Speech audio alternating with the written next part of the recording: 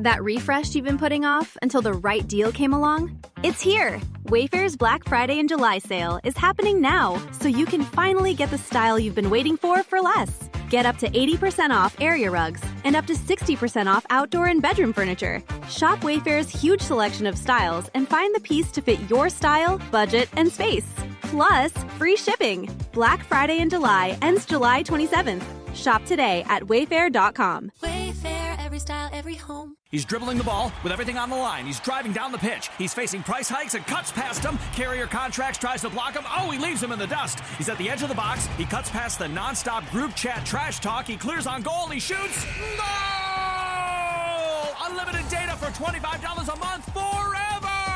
Visit your local Boost Mobile store today to get unlimited data with a price that never changes. Boost Mobile. After 30 GB, customers may experience lower speeds. Customers will pay $25 a month as long as they remain active on the Boost $25 unlimited plan. Here's a tip for you. There's a podcast out there with fans waiting to be your next customer.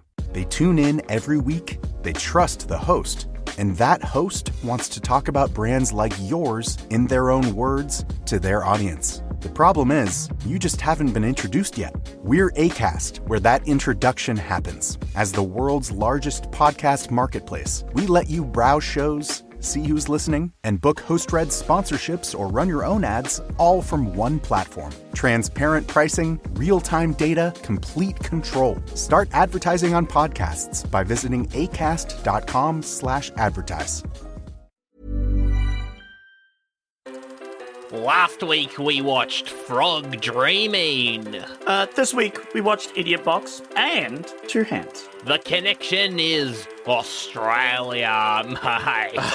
Aussie. Sandro, I think the audience is kind of tired of us hamming up the Australian accent. Hamming up the f***ing Australian accent? What are you talking about, you f***ing... You f***ing what, mate? Okay, what you mate, you get a drop up, ya, you fucking...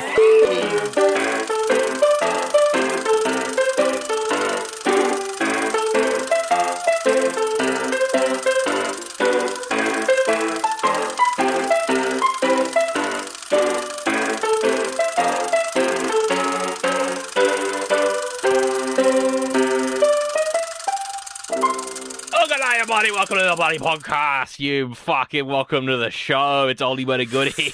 Fucking truth it is. Yeah, fucking we're on the fucking East Coast now, cunt, and we're talking about two fucking Aussie crime comedies. It's Oldie but a Goodie, a podcast about movies. If you didn't know that, you're fucking dumb, are you?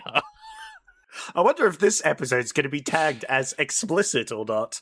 I reckon it'll be tagged as clean. Yeah, it'll be fucking fine. Fucking hell. They'll just hear the Australian accent and go, oh, yeah, that sounds like just a couple of Aussie blokes talking about Aussie shit. That's right, it is our fourth fucking week in a row talking about Aussie movies, and we've Aussied it up way more Aussie than we've ever Aussied before with these two crime literal films. Sheep in the studio. I've got long necks of VB on hand. It's all go. Oh my god, I got fucking Carlton draft. I got the footy on, and I just got fucking King hit, so I'm feeling real good to go. Bloody straight. And you know what, Sandro? Yeah, what? I will say, after last week's episode, a very Australian movie, but perhaps not very good. I was like, there's no way he can have a more Australian movie, let alone two more Australian movies. But somehow through the ether, somehow you've summoned it. Yeah. Through the power of Uluru itself, you have managed to produce two movies that are more Australian than all the other movies we've watched this month. Two Australian bangers. You know what? That is to finish this month with, and I'm impressed, Sandro. Well done. Thank you. I did want to end my Australian month of Australian movies with something that felt very Australian, but I was surprised by just how Australian these films felt. Bloody hell, they're fucking Australian movies, I'll tell you. Aussie. Yeah, bloody fuck. I'm looking at like my month here. So we started with Captain Invincible, which wasn't very Australian. No, very low on the Australian level. Then Wolf Creek, which was a step up, but it was kind of shown through like British tourists' eyes, so it's not super Australian. Yeah. But it was definitely like, it was Australian, you know? Now we're getting into Australian territory. Then Frog Dreaming was so Australian that it was racist. And which you can't be more Australian than that, surely. And then now we've got 2 crime comedy movies for a double review this week. That they are. I would say they're more Australian than Razorback, personally, and that's the most Australian film we've ever reviewed. That's huge. I don't know. What do you think?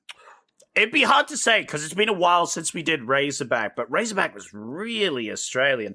I mean, I think these depict a more modern day Australia very well. Like, this is definitely like, this is a slice of life, sort of.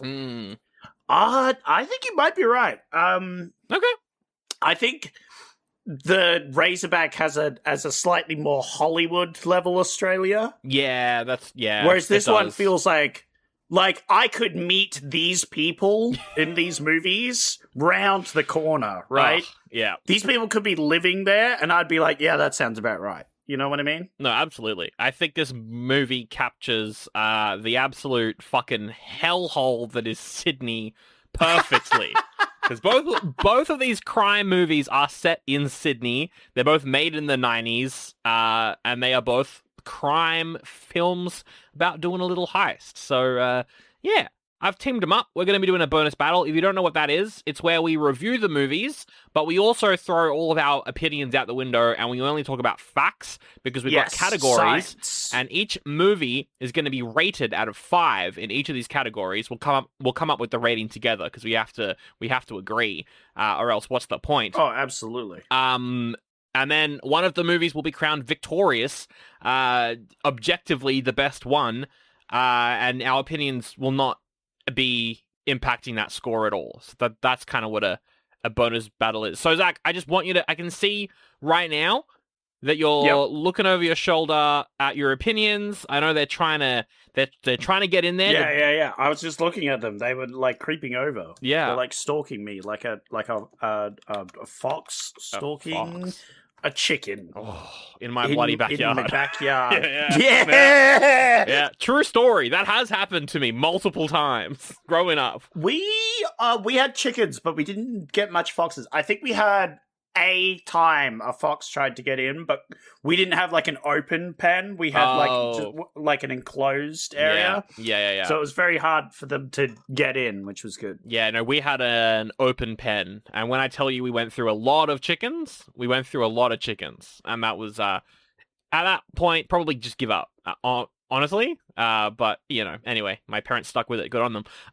That's a bonus battle. Opinions out the door. They're banned. Now, if you haven't watched either of these 2 movies, we will start off with some spoiler-free topics to kick it off with.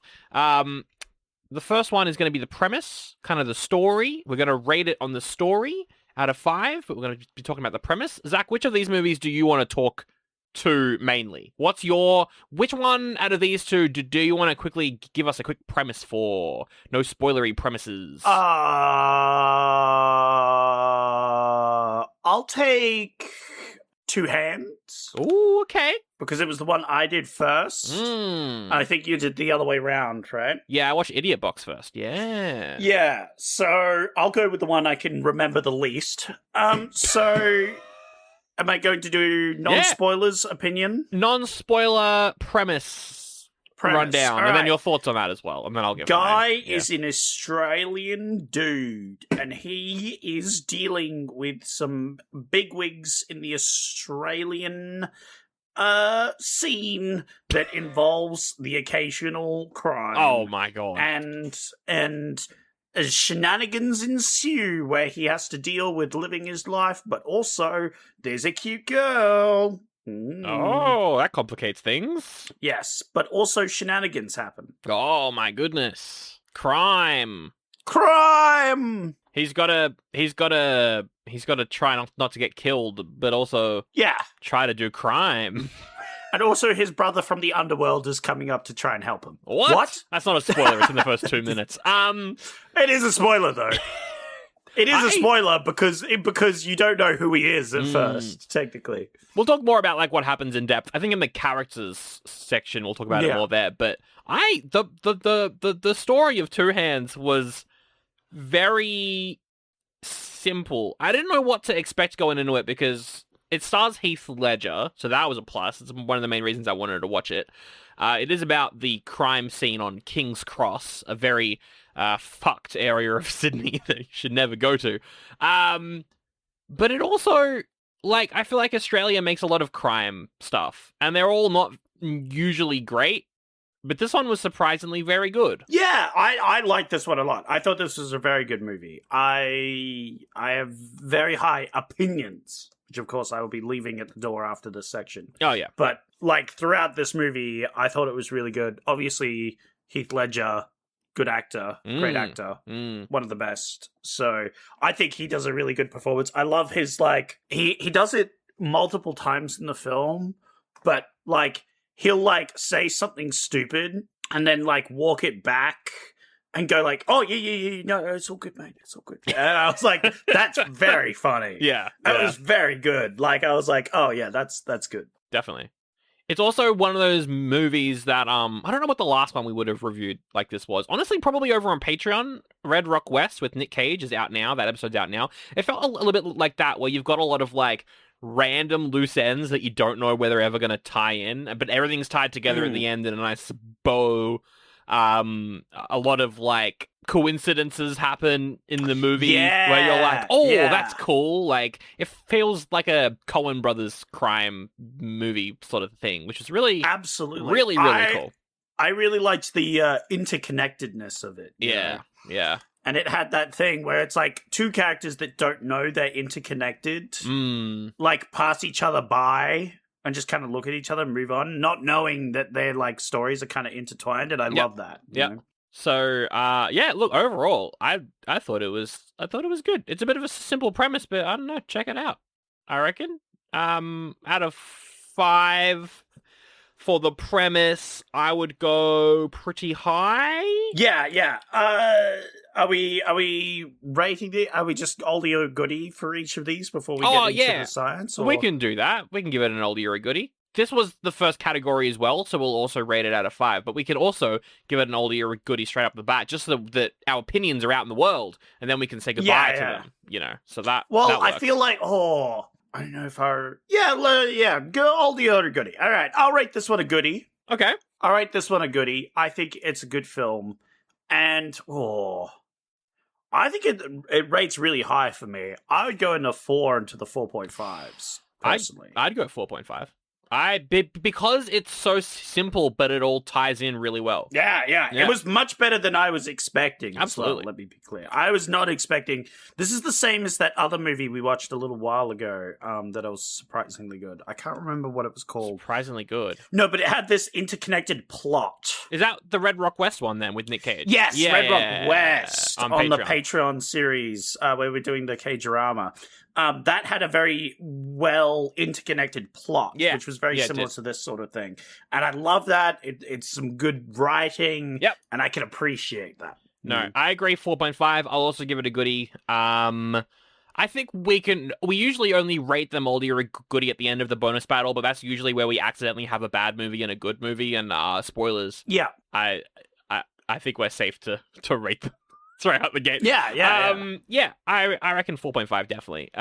Okay, let's move on then to Idiot Box, which is about Mr. fucking he's gonna be on the Death Star, but he's not in this one. Ben Mendelsohn is a Australian bloke. I cannot believe that Ben Mendelsohn is just here. Yeah, he's here, but not only is he here, he's here. Yeah, he's bloody here. Ben Mendelsohn and his mate, Kev and Mick, they're two fucking drop kicks who are on fucking the fucking doll. They're on bloody Centrelink, and they're like fucking around, and they're fucking beating each other up and playing in traffic. And then one day they're like, we could do better than this. Let's rob a bank. And so they decide to rob a bank, but there's also cops who are looking out for someone else who's been robbing banks all across Sydney, and their paths may cross in this movie. Yes. I like this one a lot as well. I think it starts off a bit more rough. Really? Than its opponent here. Okay. I think it takes a bit of time to get rolling. See, I saw people saying that on the internet. I agree, but I kind of liked that though. I liked it. Oh yeah. I'm not holding it too much against it because it's more slice of life, as it were. Yes, and it's from a different perspective because the main characters are different people in this one compared to the other one, where it's like the other one he's trying to be good, where in this one they are not trying to be good. No. I'd say Ben Mendelsohn's mate is trying to be better than Ben Mendelsohn. I think he's a good bloke, but Ben Mendelsohn is a fucking psycho. He's a fucking crazy boy. I love Ben Mendelsohn just being a fucking nutcase is great, you know? I agree. This movie has an energy to it that is fucked. And very Australian. It's only about 80 minutes. I think even without credits, it's shorter than 80 minutes. It's a very short movie. But it is, the plot is, again, very simple, but I think this one, as you said, it's more slice of lifey. It's more, let's see him hanging out with his girlfriend for a bit. Oh, he's a crook bloke. We'll get into that later. But yeah, I really liked as well how the movie, I think it's kind of fair, spoiler-free thing to say, but it does delve into class issues in Australia. Oh, yeah. It also delves into Which has only become more and more relevant. Absolutely. It's kind of like, if you're stuck on Centrelink, which is our dole here in Australia, our welfare payments. If you're stuck on that, good luck getting out, you bloody go fucking die. Mate. Yeah. Just pretty accurate to how they treat you. I also liked how, it's a little bit about toxic masculinity, a very Australian thing. Ben Mendelsohn just wants to beat people up because he's a bloke. Yeah. I like how real both of these films felt. Yeah, totally. But Idiot Box for me, also a goodie. I really enjoyed this movie. Would I also give it for the 4.5? I actually think I might. I would give it slightly less. I would give it a 4. A 4? 4 or even a 3.5. Ooh, why is it lower for you? I don't know. I feel like there were moments where I just think the other one I liked a bit more. Yeah, okay. This one, there were parts where I didn't like it as much, and I thought the plot was a bit more scattered it was kind of scattered on purpose though, and it's a bit more artsy in that way. It was a lot more arty, yeah. I still liked the movie. I'll probably still give it a 4. A 4? Yeah, that's I fair. was just like, if I was to pick one to watch again, I would probably watch. Well, I guess I'll find out at the end of the episode because we're gonna have to scientifically prove which one's better. But you probably it's go like for... I don't know.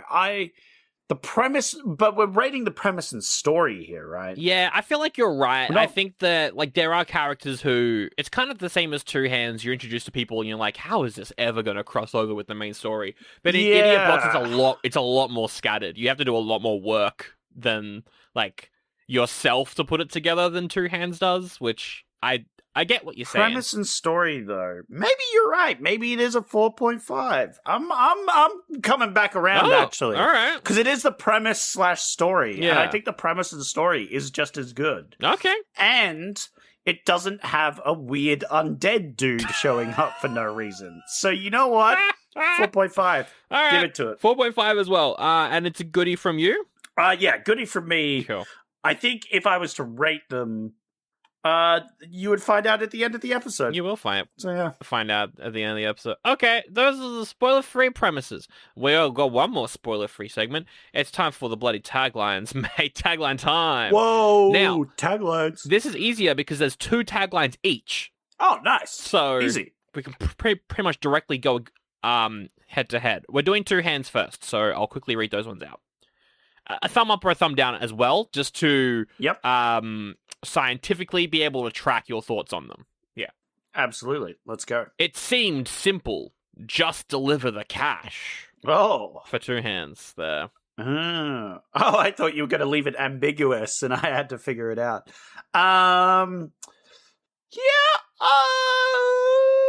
Doesn't excite me. It doesn't excite me as much, you know? It doesn't really grab me. It just kind of confuses me a little bit. Yeah.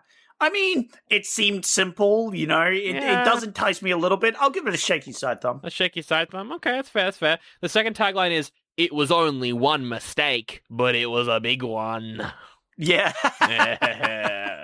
I like that. I'll give that a thumbs up. That's pretty funny. A thumbs up? Okay, cool. Do you want to hear the idiot? No. We should rate it on its own. You gave one a shaky and then one a thumbs up, so it's probably like a 3. Oh, we're doing taglines as a thing? Yeah, it's a category. Of course it is. Very important. Yeah. Okay, the first one was pretty mid. And I'd do that 2.5, right? It was right down the middle for me. Yeah. But then the second one, I'd rate like a 4. I kind of like that one. So maybe like a 3.5. 3.25 sounds better, so I'll put that in. Oh, boy. All right, cool. Yeah. All right. I fucking hate when we do that, but I'm going to do it anyway. You know, it's fine. You're the one who suggested it. I said a 3.5. All right. For Idiot Box, a darkly comic tale of the young and the useless. Okay, it saved itself at the end there. I'll give it a thumbs up. I don't feel like it's comic. It's funny, but it's not comic. It is comic. Yeah, no, I think it's in the way a Shakespearean comedy comes together in a way, you know? Yeah, I think it's comedic. Absolutely. Seeing these Australian blokes doing things that are in spoilers. Like, I think it was pretty funny. Yeah, all right. Thumb up then. Okay, the second one. We're not gonna shoot anyone. We're just gonna have some fun. Ooh, thumbs down. Really? Thumbs down. Just a quote from the movie. Oh, yeah, it's a quote from the movie. It is a quote from the movie. It's a quote from the movie, Sandro, and that's lazy. Oh, God. Oh, no. So thumbs up and thumbs down. Sounds like a 2.5. Yeah, sounds like a 2.5. I'm going to give it a 2.45. But I think I liked the first one a lot. Yeah. So maybe I might put that as like a 4 or something. So maybe it's more like a 2.75. Look, I already looked at these taglines beforehand, so I don't really get a vote on this. So, yes, I'll put down a 2.7. But I hate fucking breaking the points like that, Zach. And I would never. You're the one who started it, Sandro. You're the one who fucking started it. He's dribbling the ball with everything on the line. He's driving down the pitch. He's facing price hikes and cuts past him. Carrier contracts, tries to block him. Oh, he leaves him in the dust. He's at the edge of the box. He cuts past the nonstop group chat trash talk. He clears on goal. He shoots. Goal! Unlimited data for $25 a month forever! Visit your local Boost Mobile store today to get unlimited data with a price that never changes. Boost Mobile. After 30 GB, customers may experience lower speeds. Customers will pay $25 a month as long as they remain active on the Boost $25 unlimited plan. That refresh you've been putting off until the right deal came along? It's here! Wayfair's Black Friday and July sale is happening now, so you can finally get the style you've been waiting for less. Get up to 80% off area rugs and up to 60% off outdoor and bedroom furniture. Shop Wayfair's huge selection of styles and find the piece to fit your style, budget, and space. Plus, free shipping. Black Friday in July ends July 27th. Shop today at wayfair.com. Wayfair, every style, every home. Well, yeehaw! My name is Sally McSeller, and this is another ad for patreon.com/Oldie but a Goodie Pod, where Sandro and Zach are reviewing Nicolas Cage movies. Last month they reviewed Spider Noir, and this month they're reviewing Red Rock West, a film where Nicolas Cage is mistaken for a hitman. And he's all like, what am I gonna do? I'm not a hitman. What am I gonna... Wow, here's a clip. If I was to make a Marvel's universe, this would be going in it. Wait, what do you mean? Yeah, all the superheroes connecting thing, you know. And this would be a part of that connecting Marvel. Of course. How? Didn't you see it? This is directly tied with Spider Noir. Because in the film of a war vet who is a good guy just trying to do good things and get by. Oh my god. And then one character literally calls him Spider-Man. Oh my god. In the film. Oh my god, you're right, it's all connected. It's all connected. Whoa. This has been the deepest Marvel psyop in human history. Wow, that sounds like a great episode. See, my Nicolas Cage impression has really improved since last month, and speaking of improving, you can improve your life by going to patreon.com/Oldie but a Goodie pod and getting those bonus episodes. Brand new season of the Cage-a-Rama. It's happening. It's happening over there. Yeehaw! You can also get ad-free episodes too. Also, I didn't just say that doing that will improve your life. That was purely for advertising purposes. That is not true. That's not medical advice. But I am an American. Yeehaw!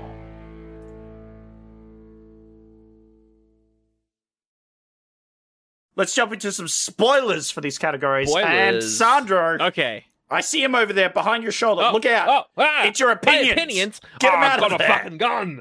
Whoa! I shot him. Which is one thing I wanted to bring up in a lot of these movies. It happened in Wolf Creek, and it happened in these two films as well. Just getting pistols. Just Australians with pistols. I'm like, they're so fucking hard to get here. How are they bringing pistols in?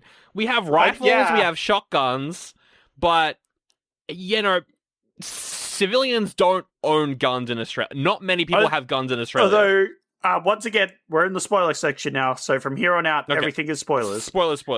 My opinions are gone. Okay. They've been scared off by your shooting. My shotgun, I'll say, some of the guns we see are like flintlock, like they are That's true, like actually.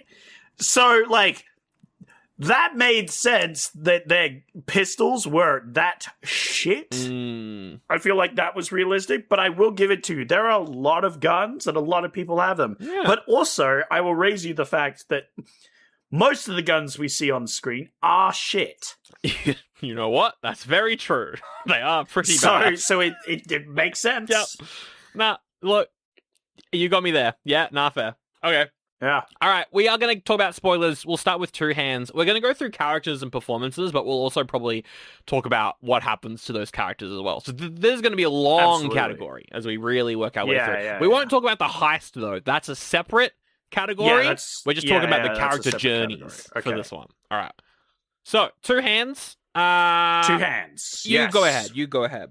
All right. In Two Hands, we follow Heath Ledger, Jonker, as he is a young, hunky, mullety boy. That's right. He don't have those scars yet, but he'll get them. Don't you worry about it. Oh yeah. This movie actually, he gets his scars in this movie. This is how he got his scars. He doesn't tell Batman. This is how he gets them. So we follow his journey as he's like a young lad getting into the sort of job scene, and he's working as he's quite muscly, strong, so he's working as a bouncer, and he gets recruited by a crime boss in the area to do some odd job where he delivers some money to some lady. Oh, yeah. However, things go awry when he decides to take a swim and leaves the money in a hole in the beach, and a bunch of kids steal it. So then he's in deep shit with the mob boss because he lost the money. The mob boss has to try and kill him, and then he's on the run from the mob boss, so he's hiding out. So then he's like, all right, I'm going to do a heist of a bank to get the money back so I can pay back the mob boss, and we can be square. But we can spoil now, right? We can spoil. So he, we won't talk about the heist though, because that's the next one. No. I won't talk about the heist. Don't you worry. If you talk about, I'm not talking about the heist. If you talk about it, Starkey, you got to bleep him. You got to bleep him, and not with a tone with you saying bleep over Zach talking. That's how you got to do it. All right. So when they enter the bank, they beep into beep. No. So fucking stupid episode. All right. So meanwhile, his dead brother is around. He's doing stuff. We find out at the end it's because the mob boss killed his brother and he didn't realize, guy he's working for. And then he's trying to woo this girl that he meets, that he falls in love with. It's bloody fucking from X-Men. It's Rose Byrne. Yeah, and she's great. Yeah. She's very good. She's good. And they have a blossoming romance, which I thought their romance was pretty good. Yeah, I liked it. Yeah, no issues there. It is definitely like a rapid romance. They fall in love pretty quickly, but it was a movie, they didn't have much screen time for it, so... I mean, come on. It's Heath Ledger and Rose Byrne. Like, you'd fall in love with them instantly as well. Yeah, you know? Well, I definitely fell in love with Heath Ledger. I don't know, this Rose lady, whatever, I guess she's pretty. I guess she's an icon. I guess she's a great actor. Yeah. What was I saying? I got distracted thinking about hunky men and ladies. Sorry. Heath Ledger's mullet. It's his dirty, sweaty little mullet. And so he's dodging them. Yeah. They do some stuff, but he gets caught trying to date his lady, and he gets nearly killed, but through various coincidences, he doesn't die, and then he escapes. Well, because the ghost of his brother put the guy's bullets through the wash. Oh, yes. Potentially. Yeah. Potentially the ghost of his brother is helping, or maybe it's just a coincidence, but if there are coincidences, no. I reckon his there's ghost is definitely helping, for sure. Yeah. So the gun short circuits, he lives... And then he goes and does the heist, which I won't talk about. and then he comes back and he resolves all his things. He's definitely out. He decides this is not the life he wants. No. And so he moves to the coast with his girlfriend to start a amateur fishing business. That's right, and that's the end of the film. Yeah, that's exactly and it. Also, he pays with bananas. To buy his plane ticket. That's right. He does indeed. Straight out of the gate, we'll talk about Heath Ledger's character arc. I really liked how, we don't really know much about him. I feel like we know a lot more about the Idiot Box guys. So, you don't really know much about him, but you know that he's just a fucking kid, man. He's just a kid. He's just trying to, get by. We learn about him as the film goes along. Yeah, we learn what sort of happened with his brother... got messed up in some stuff and went missing. And then he's sort of following the same footsteps without even knowing it. And, his sort of thing of he just wants to do some jobs. He probably would have gotten into the life of crime hadn't things gone super south. Yeah. And he's very athletic. That's true. He's a boxer. He's very strong. As well. He's a fighter. We got a couple of those scenes, which is pretty good. Yeah. I thought they were pretty good. Yeah. And he seems pretty resourceful. Mm-hmm. And like a good lad. He's a good boy. He's a good boy. I did the scene where he puts the money in the beach. I was like, fucking hell. The secondhand cringe that I got from knowing exactly what's going to happen. I was like, God damn it, sucked. That sucked. I think both these movies, I will say, I had a lot of secondhand cringe, which hurt. I don't do well with cringe. Cringe is very painful for me to watch, so I did have to pause both the movies at points to go take a little break to come back. Yeah. But I got through them, and you know what? It turned out all right. Yeah. No, I really liked his character, and Heath Ledger obviously is I really phenomenal. liked the bad guy in this one as well. I thought he was a very charismatic... They show him as kind of like a family man. The mob boss guy, Bryan Brown as Pando. Fucking Pando, man. Pando. Pando is a great, Australian mob boss, because he's a family guy, but he also runs a crime business. He's a family... It's our favorite sort... It's our favorite cliche, which is... crime boss who is also honorable. He's not really nice. He'll kill you, but he also will give you a chance. So what I'm saying is he's Australian Fisk.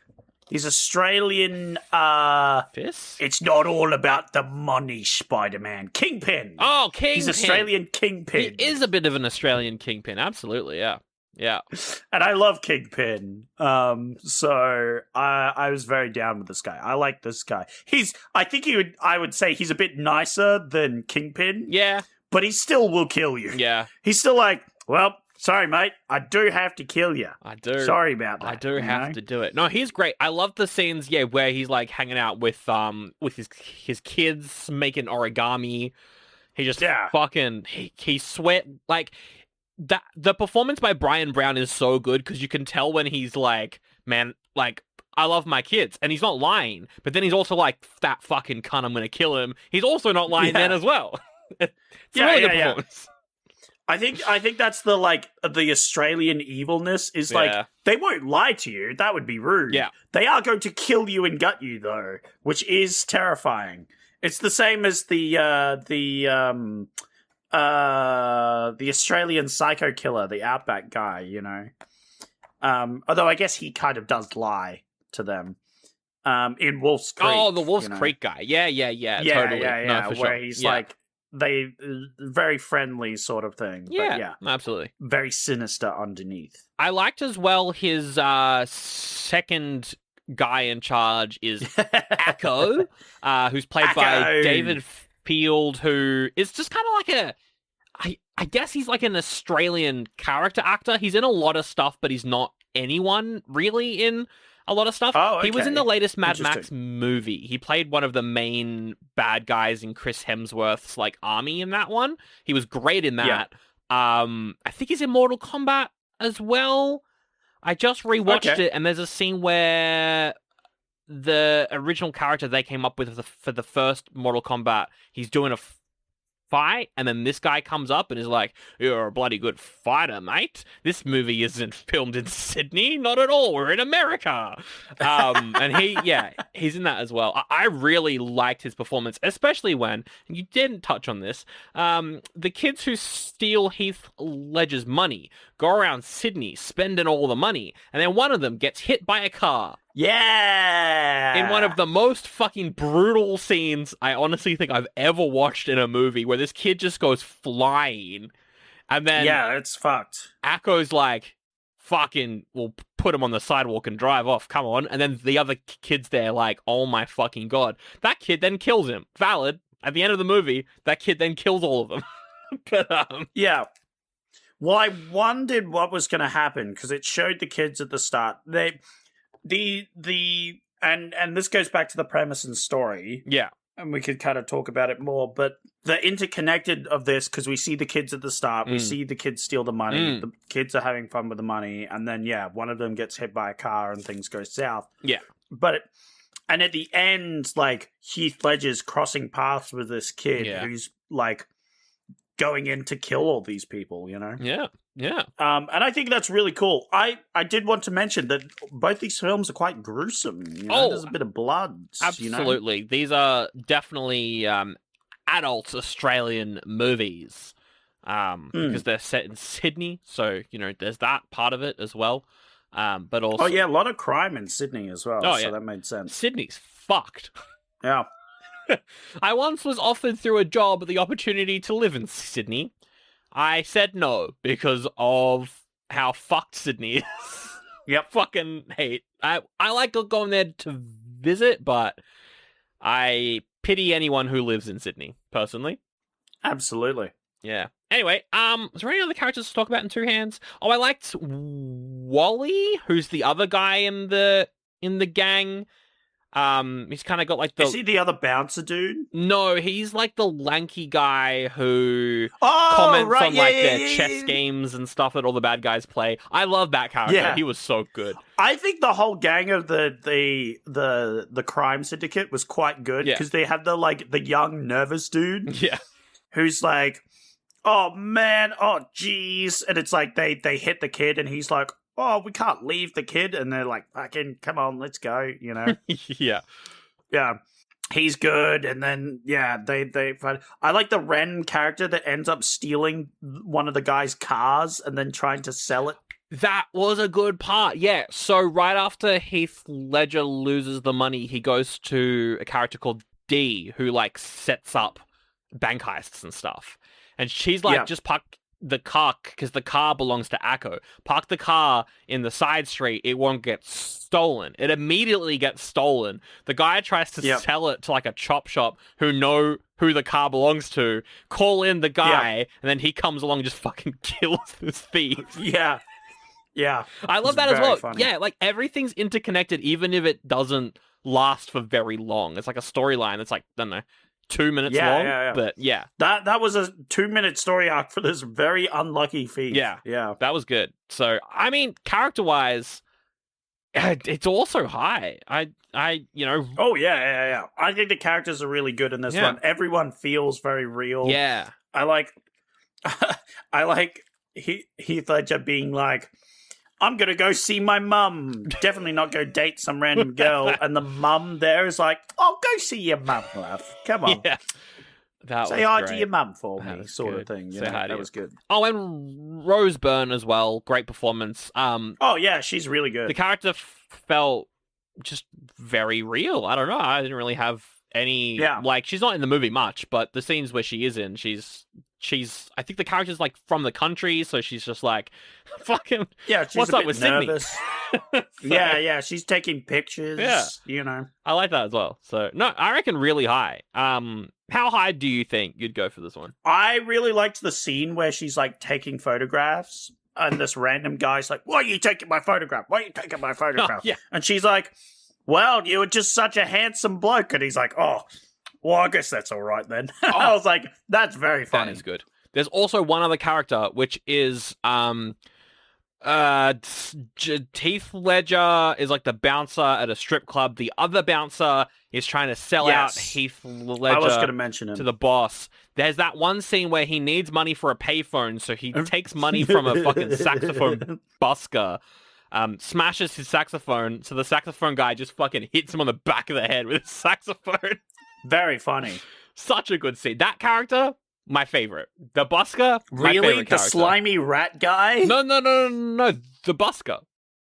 Oh, the saxophone guy. Yeah. Hell yeah.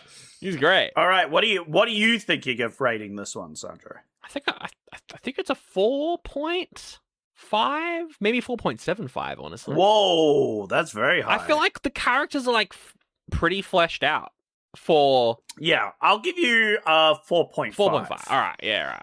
Yeah. Bloody, why not, mate? Fair chop. Yeah, no, I think that's good, because I think, all the characters are, like, relatable, and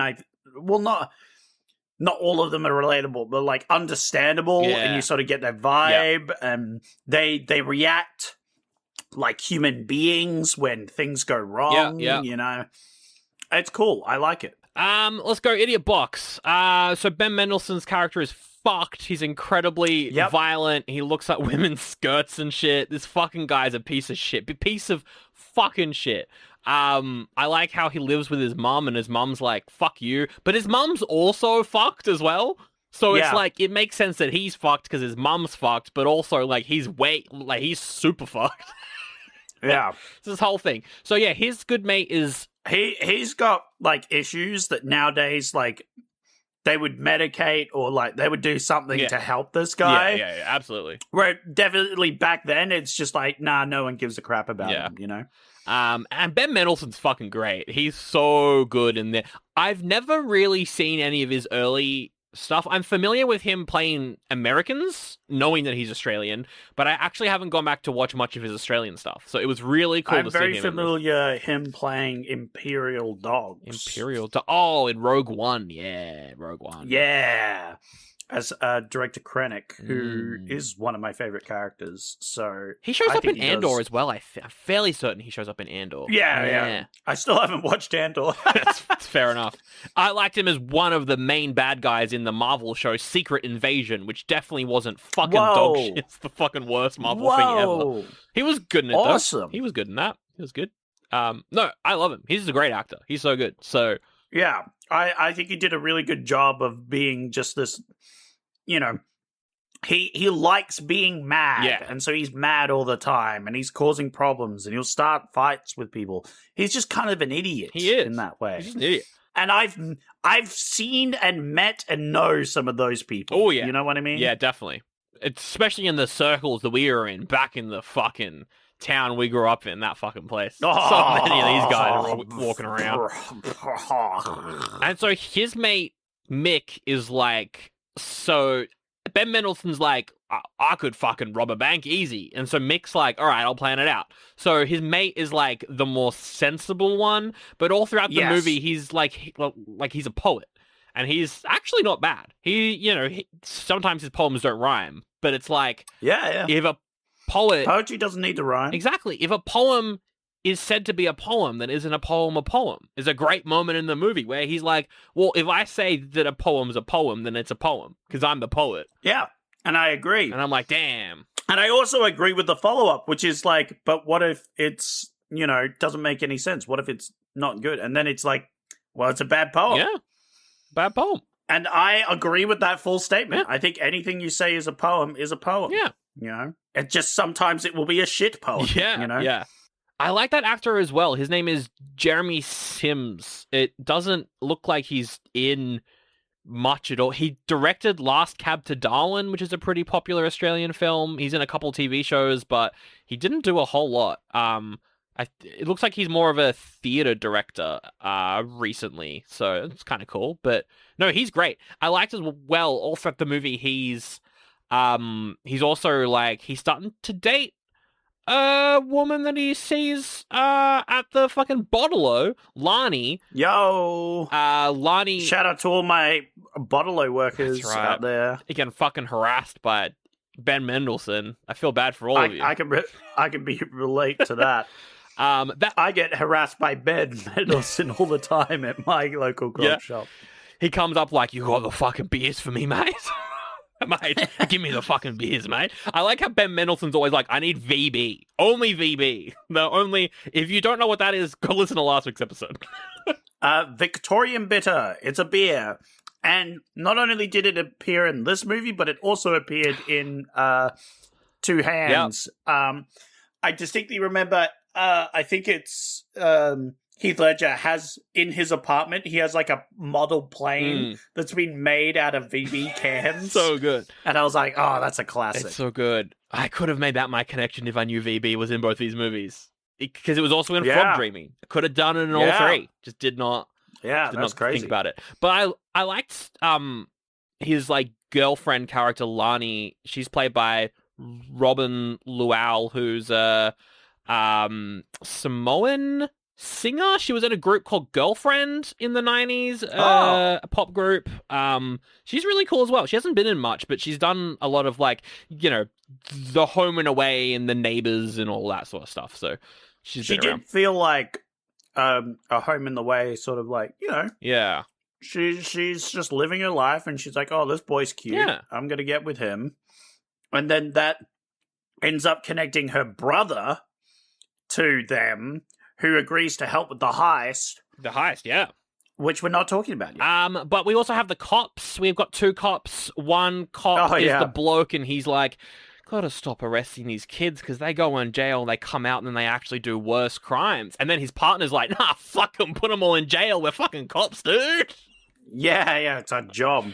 It's not our job to solve that problem. I love that. But they are chasing this other guy who's going around robbing all the banks in Sydney because his wife is addicted to meth and he needs money for meth to make sure his wife doesn't fucking, I don't know, she gets pretty, she's, when she's not on meth, she's doing that thing that people do when they get clean from meth. It's not fun to be around. So she's like, give me the meth. And he's like, I'll go rob a bank, I guess. Yeah.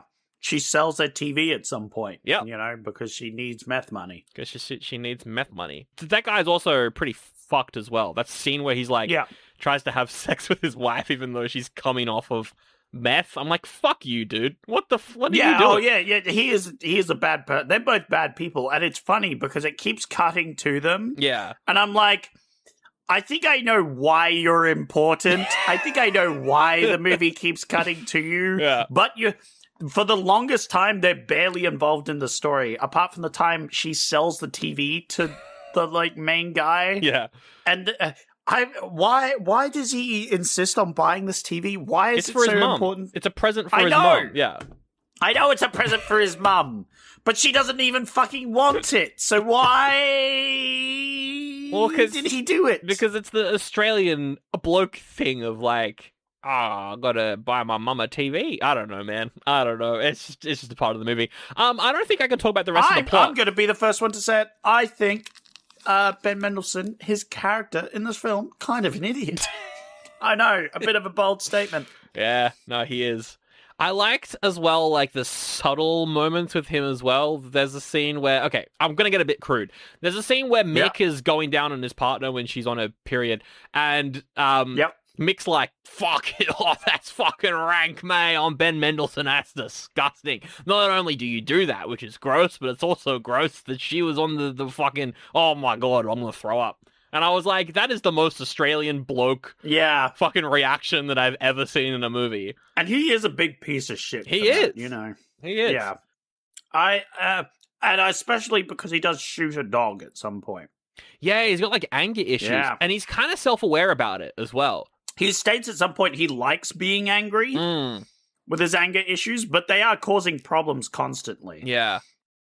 Oh, because that leads into... We won't talk about the heist, which is the whole ending of the movie, so I can't really say how the movie ends. But to do the heist, they need guns, so they try to get guns from the meth dealer, who also rats out to the police. That was kind of funny. I like that scene.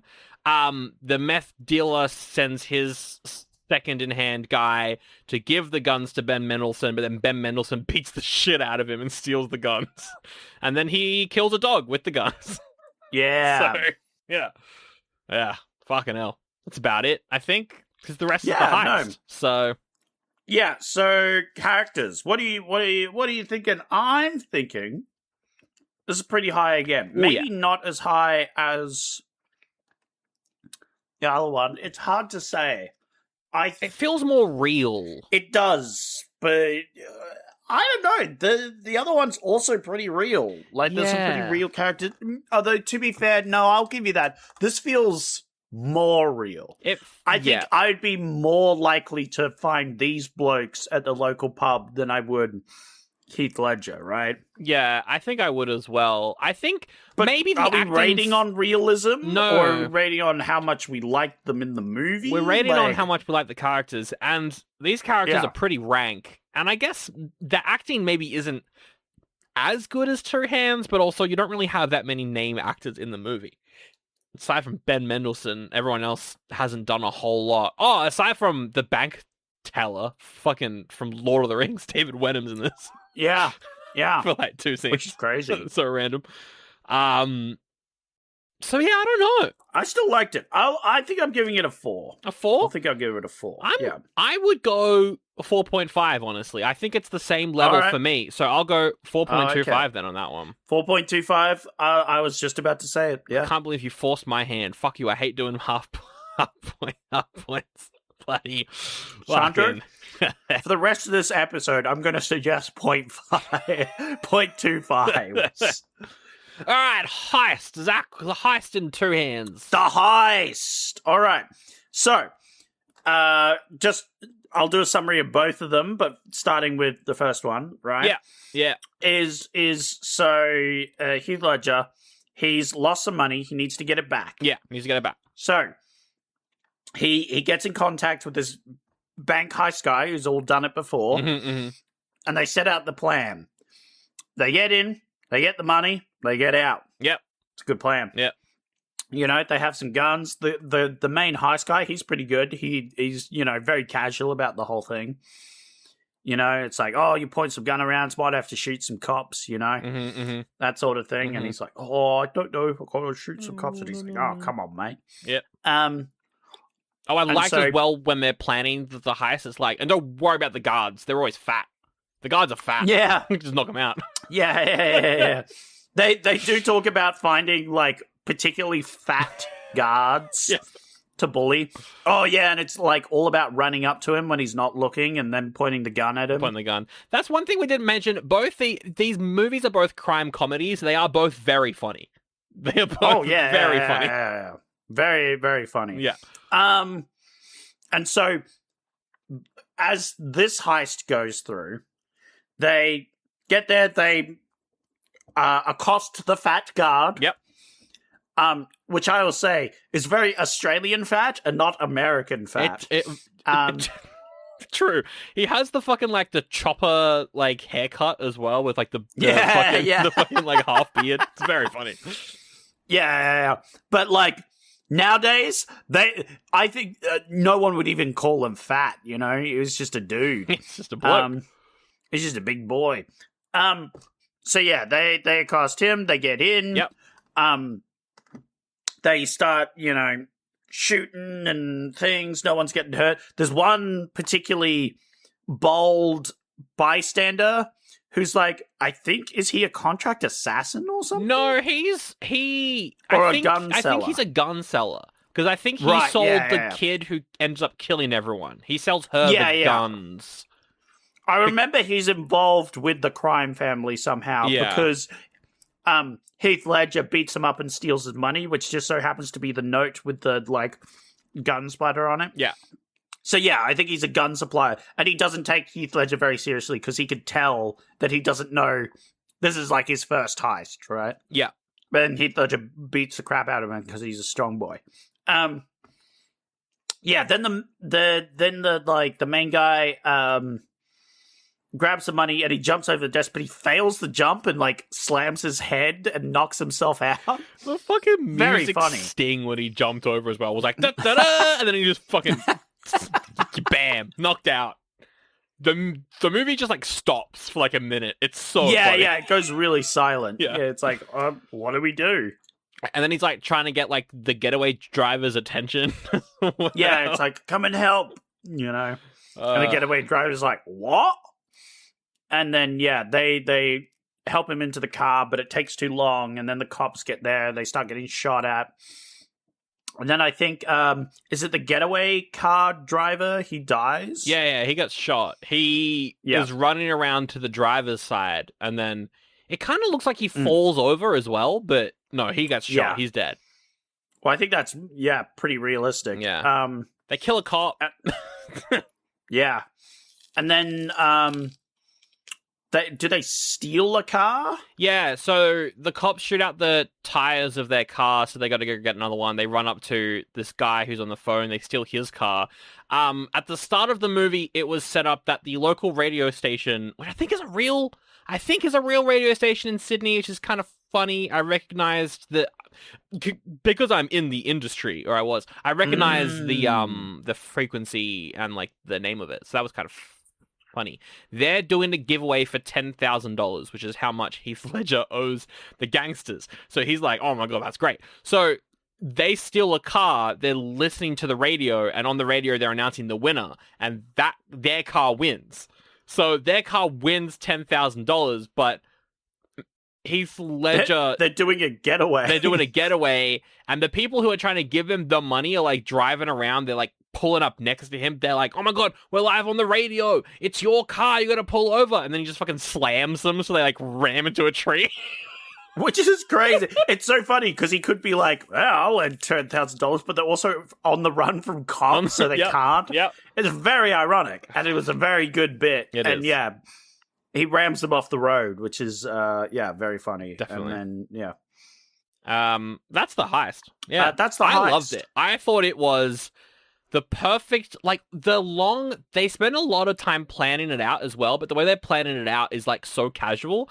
The guy who's running the heist is like, I guess we'll do that bank. I don't know. How fat is the guard? Oh, he's pretty fat. Yeah. Right. We'll run in there with a couple of shotties. And Heath Ledger's like, wait, shotguns? It's like, yeah, shotties? Is that all right? Oh, yeah, that's fine, I guess. You got a problem with shotguns? And it's like, oh, no. That's one of the couple of times, because, he asks a question. Yeah. Where the, it's the main crime boss goes here, $10,000 or something. Yeah. He's just like, $10,000, and he's like, oh, what, you want more? And he's like, oh, no. Yeah, and then, it's shotguns. Is shotguns all right? And he's like, oh, no, shotguns are good. Yeah, shotguns are good. Yeah. Good. Something about that was very Australian to me. I don't know about you. It was the asking a dumb question and then immediately rolling it back oh, no, all right. Yeah, no, I agree. Very Australian. I love the heist though. It's not as long as Idiot Box, I think, but it's a fun heist. It's also just so funny to see, because I feel like when American movies do heists, it's always like a fucking massive bank. But these two movies are like a tiny bank. Super small. Yeah. It's just this tiny bank with only a couple of like cellars and all this sort of thing. Yeah. Which makes more sense, you know? Yeah.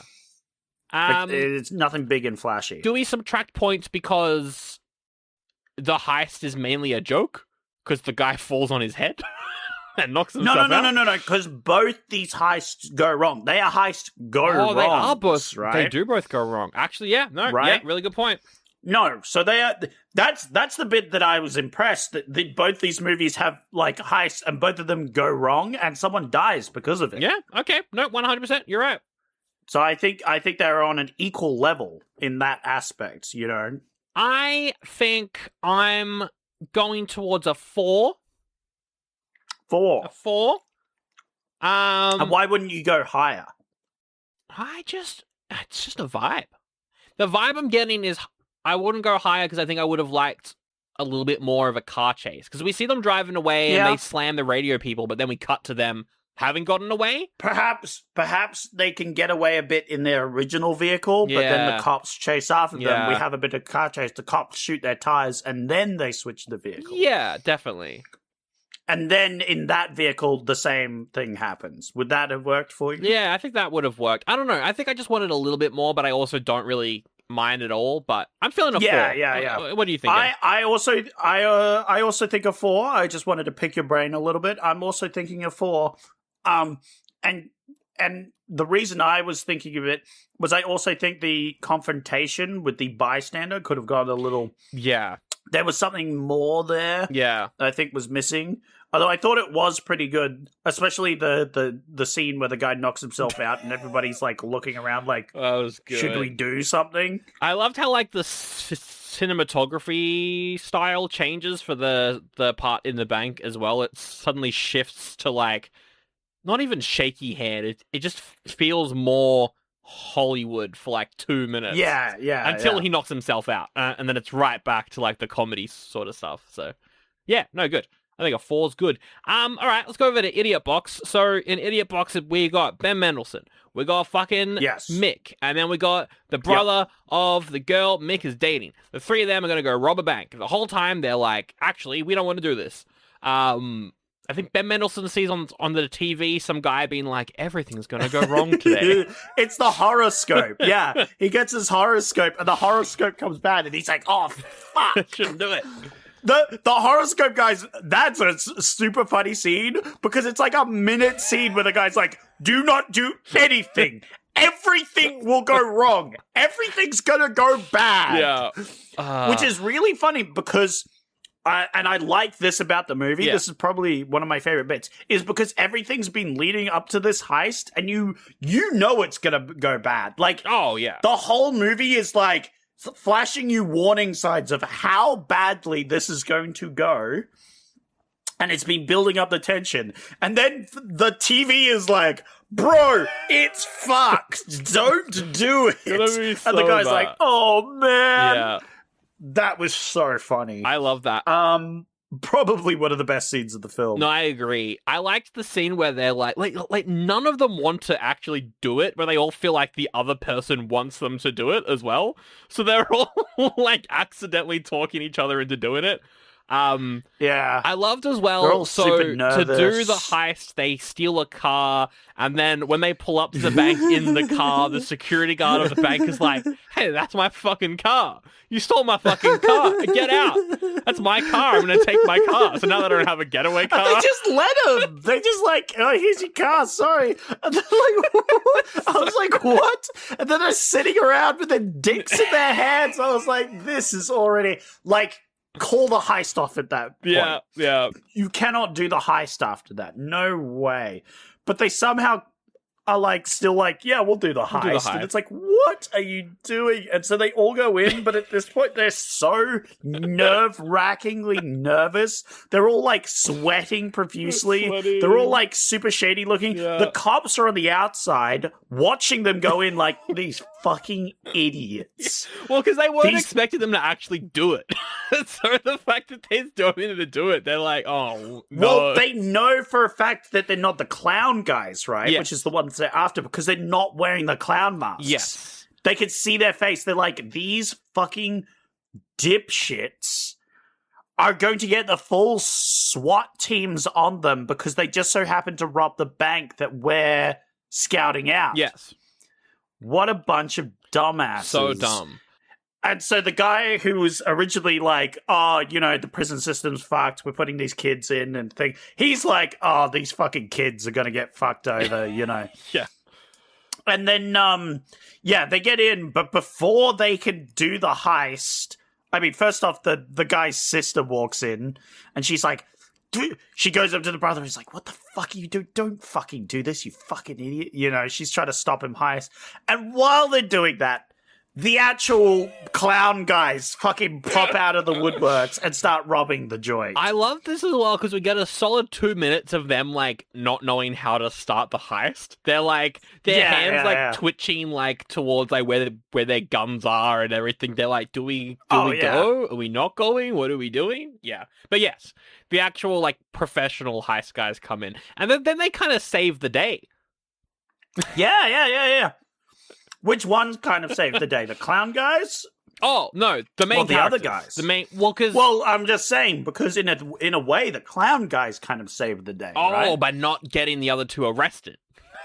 Because the clown guys come in. Yeah, the clown guys come in and start robbing the bank, which means the other guys don't, like, get arrested for robbing the bank, because they didn't rob the bank.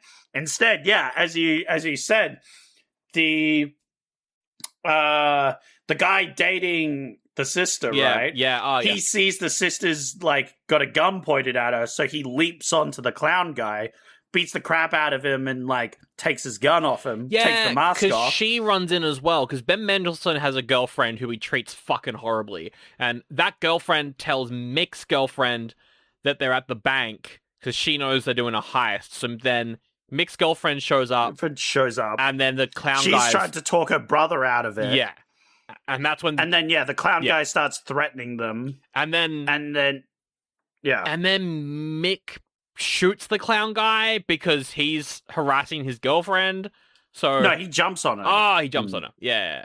And then beats the crap out of him, and then pulls the gun off, and pulls his mask off, and we see it's the husband of the crack lady. Yes. Yes. Yeah. Meth. We don't have crack in Australia unless you're at corporate Christmas parties, allegedly.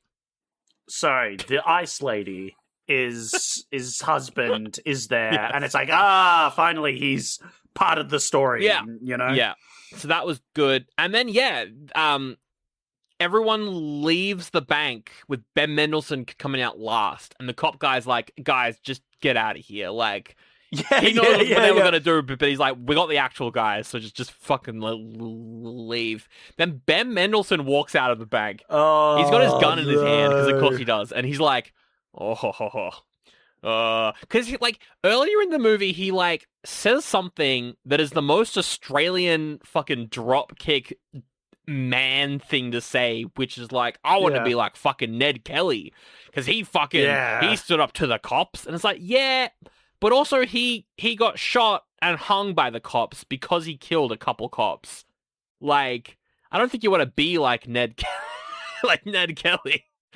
But that's what he wants to do at the end. He's like, I'm gonna go kill some cops, so they shoot him. And then the movie ends. Yep. Yeah. And I was like, it does feel like a very appropriate death for the character. Yeah. And I like the his buddy comes over and he's clutched on the ground. He's a lot of blood. I was like, oh, good blood. And he whispers into his ear, "Am I dead yet?" You know, and they like start laughing and smiling, and that's the end of the film. I was like, oh, that's a good ending for the film. I agree. You know? That's really good. I think the heist in this is better than the heist in Two Hands. I mean, it's more important to the movie overall. Yeah. But it's really fun because of all the signs that it's going to go wrong. Yeah. It's very funny. So I'm thinking 4.5 for this one. I'm thinking high. Yeah. I'm thinking real high. Well, it's funny because we're in that situation where the heist was objectively worse. Yeah. because if you think about it from a heist point of view, one of them got the money and got out, right? Yep. The others just kind of got out. Yes. Both had a casualty. Yeah.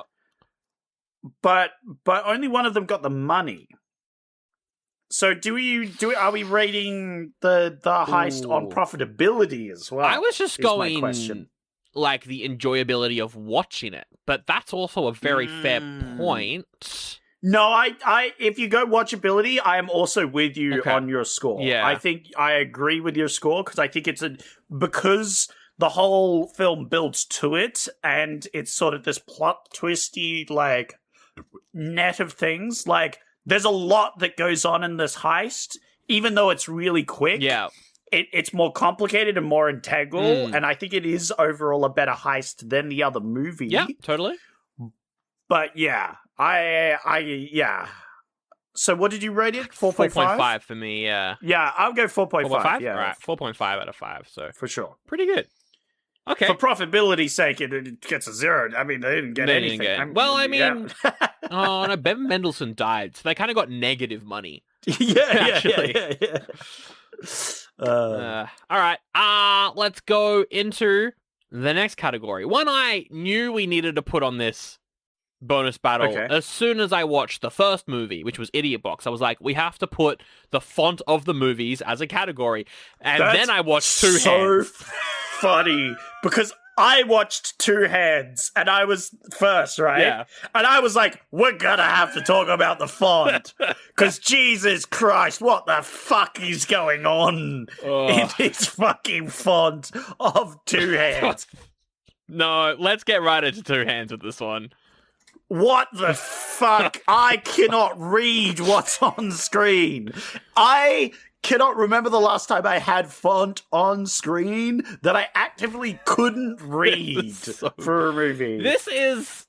So to describe the Two Hands font, also the name Two Hands. Yeah. I don't know why it's called that, actually, thinking about it. I don't think I know why it's called that. It's a good name for the movie, but why is it called Two Hands? Because he's a fighter? He's got two hands to fight? Yeah. Yeah. I think it's all that sort of reason. Yeah. Anyway, it's like a chrome font. It feels like Fast and Furious, but done really, really, really cheap. And it's like way too shiny, so you can't read it. And then also the background for the opening credits is like shots of hell and fire. So you've got like the yellow orange brightness behind very bright metallic font. So you just can't really read anything. Yeah.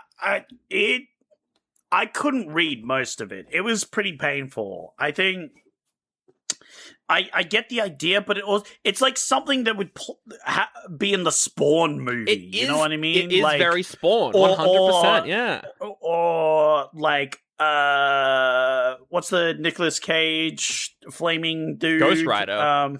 Ghost Rider. Yeah. It was also, I could imagine, Ghost Rider sort of vibes because it's got that hell sort of vibe. No, I agree. Definitely more Spawn though. I want to rate this pretty low because I couldn't fucking read it. It was cool though. It was cool, but it was illegible. It suits the vibe of the movie.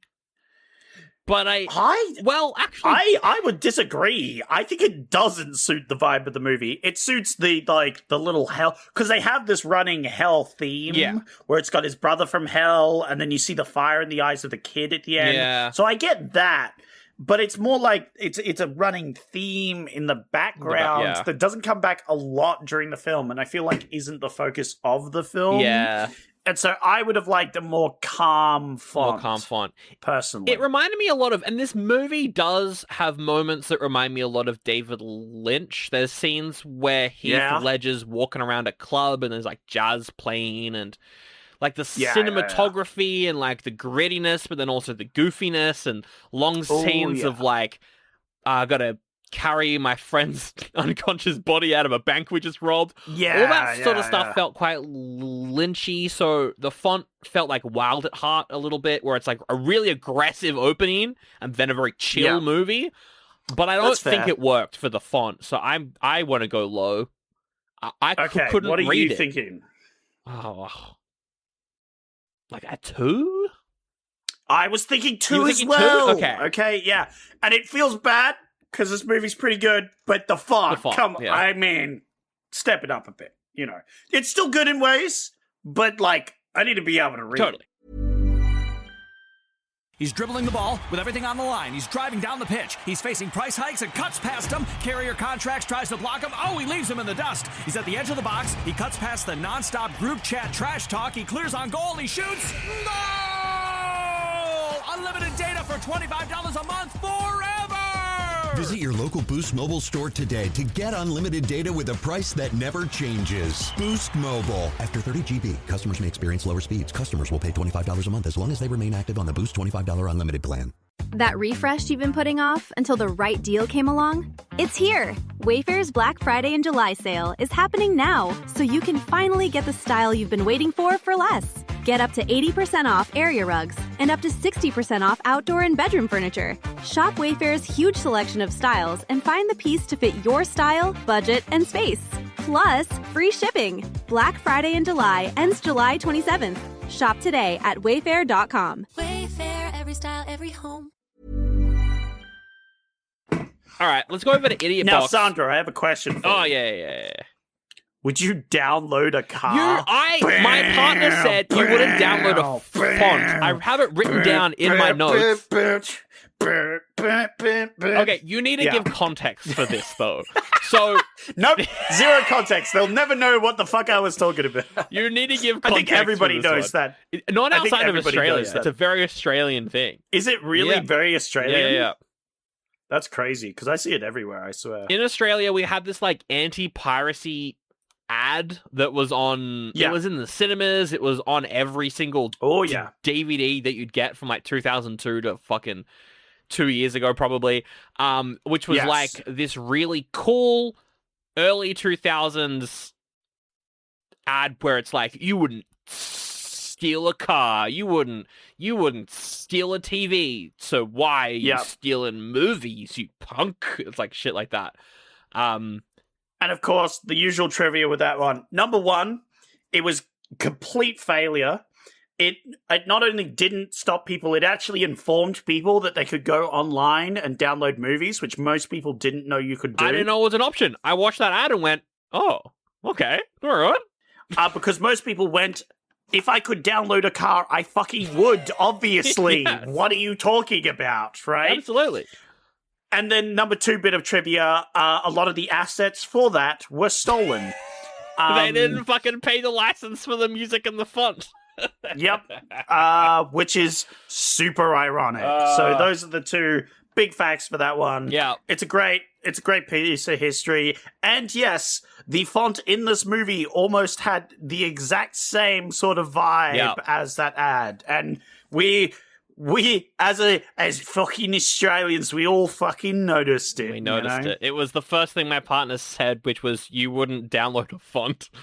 It did feel like that. It's a little bit more punky in this, though. It's kind of got like a punky, like newspaper cutout and it's also vibe. kind of an inverse of the car ad one, because the car ad's like white with a black outline, whereas this is black with a white outline. Yeah, totally. Sort of thing. But yeah, it has the exact same vibe. And it was kind of flashing on screen. It was also a little illegible. Yeah. I will also give it this. I think both of these movies suffer a bit of legibility. This one was a bit better, though. It was a bit better. This one, I could definitely read them if I tried hard enough. You know, it was just a little difficult. Whereas, like, the other one was like, I can't read this. Yeah. I will say, though, it did. I liked in the closing credits where it's got giant sections that are in the style of the font, but they're all kind of fucked. Like random words are blacked out. It's in the wrong order, and then immediately after it is like the corrected version of the credit. I thought that was really cool. That's very clever. Yeah, there was some thought behind the editing here, right? Yeah. But I will admit that what we'll talk about in the next category, I think, worked for two hands with the opening credits, but the font itself, I was a little bit... I was expecting the movie to be a lot cheaper and shit than it was because of the font. I don't think it really worked for me. Well, I don't know. What do you think? Here's the thing. No. I would argue it works well for the vibe of the characters in the movies because they are cheap and shit. Oh. These are the exact sort of characters that would download a car. That's true. You know? That's true. Yeah. It feels like these are the people they were trying to advertise to stop them from piracy. And I would absolutely see them pirating movies, you know? Yeah. So I want to go a 3.5 is what I want. But you could go a little lower if you like. I was going to go for a 2.5, honestly. I wasn't going to go much higher. Okay. So meet at 3? Are you happy with meeting at a 3? Let's meet at 3. Okay. All right. Okay. 3 out of 5 for the font. I don't think it's incredible font, but, it's all right. No. But I liked the nostalgia it gave me because it's an Australian movie, and then we have that. I'm like, I'm more positive, and I could also fucking read it. All right, the next category: music and sound design. This one's more important for Idiot Box, but let's talk about Two Hands. Two Hands, though, got some fucking bangers in it. I'm looking at the soundtrack here now. We've got tracks from Crowded House. I like Crowded House. Yep. They're a good local band. Catherine Ceberano, I think is her name. She's a musical actor. She sings a song in the movie called Two Hands. So maybe the movie's based off a song she wrote. Maybe she wrote it for the movie. I don't know. But the most popular song is definitely These Days by Australian band Powderfinger. That song was written, I think, for the movie because I'm fairly certain music video of that song is scenes from this movie. So that song is very popular. I think it charted really well. It was on a really high point in like some countdowns and stuff we had as well. Like that was a fucking huge song. So that was pretty cool. It's a banger as well. So I liked the soundtrack. I thought it was really good. Yeah. I also liked the soundtrack in this movie. I think it's very Australian, which works well. It's got local bands, which I can appreciate, that sort of thing. Yep. I also think the songs were good. And we're talking about sound design. You mentioned it earlier, but during the heist, like that whole like cutting of the intense music of the heist suddenly cutting and the tense scenes, I think the scenes were supported well with the music. I thought it was very solid music. Yeah, I agree. I don't think any of it really stuck out to me as my favorite ever. Okay. But I still enjoyed it. I think it had good music. I liked the saxophone guy in the park. Yeah, that was... Does he specifically crop up here in music and sound design? I think he... Well, yes, because he kind of like soundtracks a lot of the scenes in like Heath Ledger gets on like the monorail and stuff, and that music's playing all throughout it up until that guy fucking slams his saxophone on the fucking ground. And then it kind of stops the music. It does have good editing with the music as well, so I'll give you that one. I'm having a look here. Another band who contributed to the soundtrack was a group called Skunk Hour. It's a great... Skunk Hour. It's an Australian punk band. Pretty cool. Okay, it's getting points as we speak. And there's also... Every time you name another Australian band, this gets another point from me. And there's also an Australian band called The Reals, who were founded in the 70s in Dubbo. In Dubbo! In fucking Dubbo. Oh, my God. All right, you know what?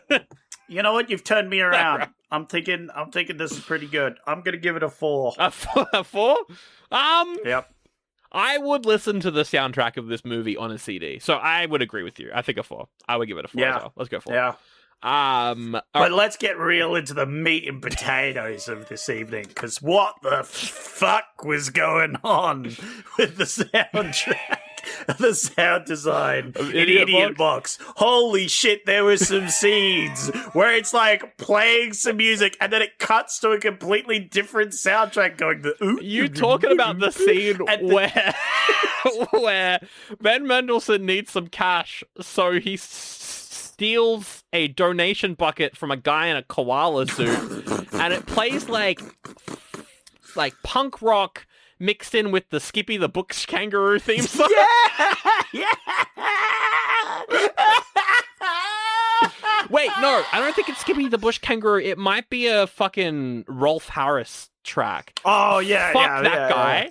Absolutely. Oh, yeah, fuck Rolf Harris. Piece of shit. Yeah. But it's a very iconic piece of music, and it was very fun. Very funny. Oh, that was great. The movie does feature a song performed by Ben Mendelsohn, his rendition of the Skippy the Bush Kangaroo theme song, though. I don't know when it plays, but it was in the credits. It was like, the theme of Skippy the Bush Kangaroo, performed by Ben Mendelsohn. I was like, when was that in the movie? Oh my God, it was so stupid. It was also like very like aggressively cut. The editing was like, I do not. Did they choose to do that? Oh yeah. Was it on purpose? Well, because the movie's called Idiot Box, which is like that name is for people. Because I think most of the music editing throughout the movie is quite good. Otherwise, but it was that where it was like aggressive. It like cut. Yeah. You know, it's like. You're the sound guy, Sandro. No, surely that was like a punch to the gut for you when it did it. Well, because they don't cut it on beat either. No, that's so. the bit.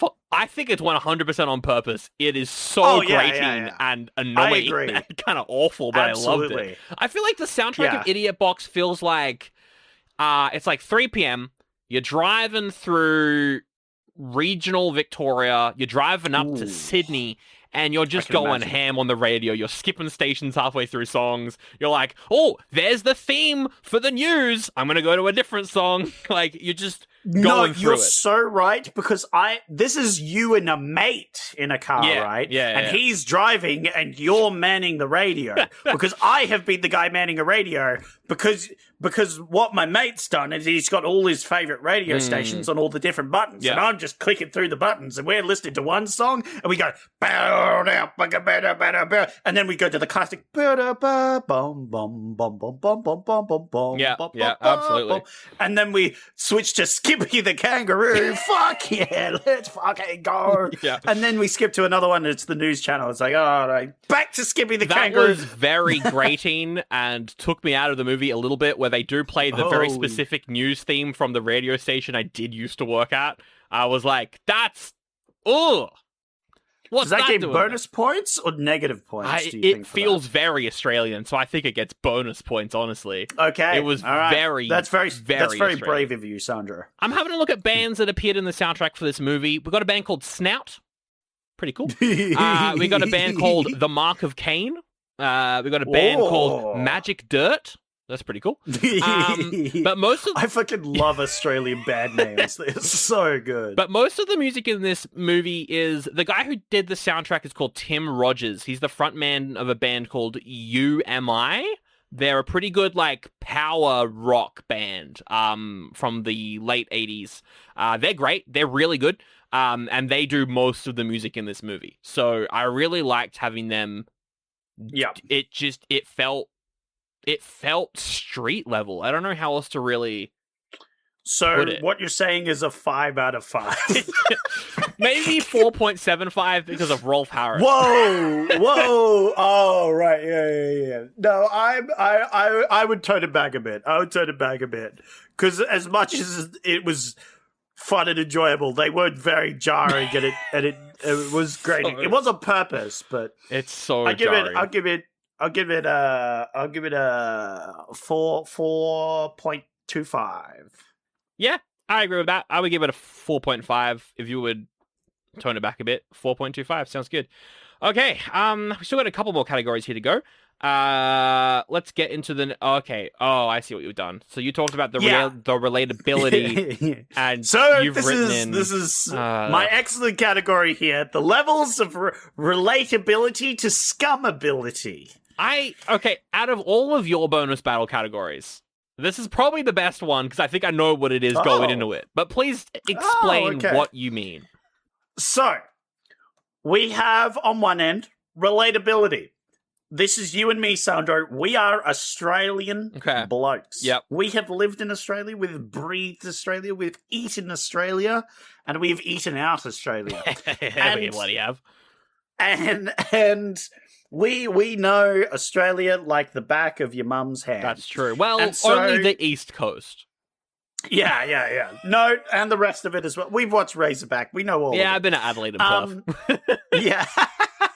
I haven't, so really? You can handle that end. Have you been to Tasmania, though? No. Oh, well, I have as well, so I guess I'm more versed in it. You're from New Zealand, it's fine. You're more Australian than anyone here. I've been more around Europe than I have Australia, and that is one of the things I've always said. I really want to do a trip around Australia because I've been to Europe, but I haven't been around Australia. Anyway. We'll have to do a road trip.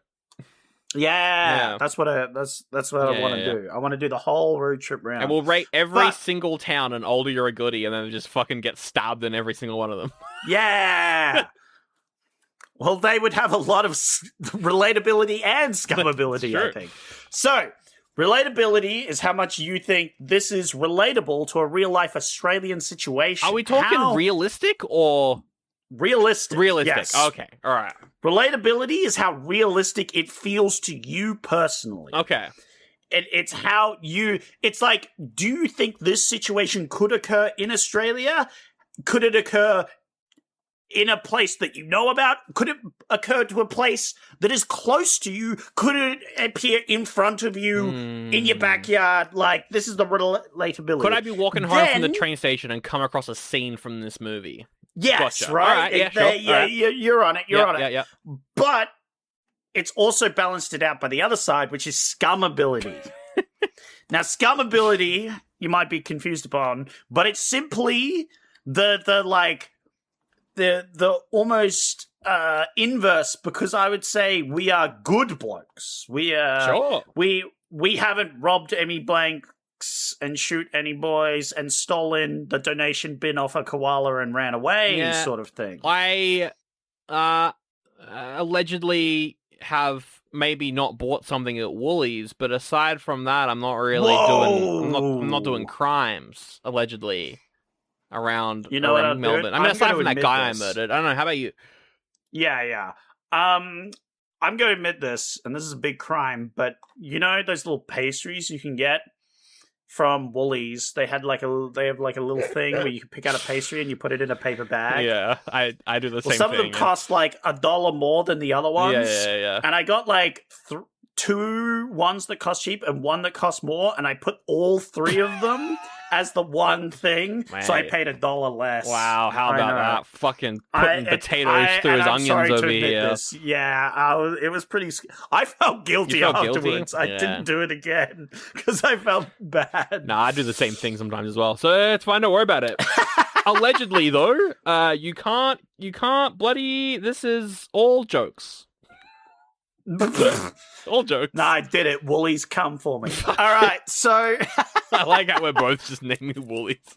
So, well, because right now everybody fucking hates Woolies, so they'd be like, yeah. Fucking sucks when I shop at Aldi. Like a good boy. Ah, true. Same. Yeah. So, scumability is things is scummy stuff that we don't relate to. Okay, so hang on. We're not talking about... No. Okay, yeah. It's scummy stuff we don't relate to, but we think is still realistic. So... It's... Yeah. So, it's still realistic, and you still think you might bump into on the street coming down off the metro. Okay, so we're talking about how relatable is this movie.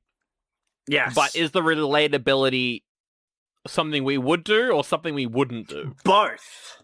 So then what is the level of because I thought we were gonna do like 5 out of 5 is super relatable. 0 out of 5 is scum behavior. No. That's why I had to clarify. Okay. This is the very important for my thing here.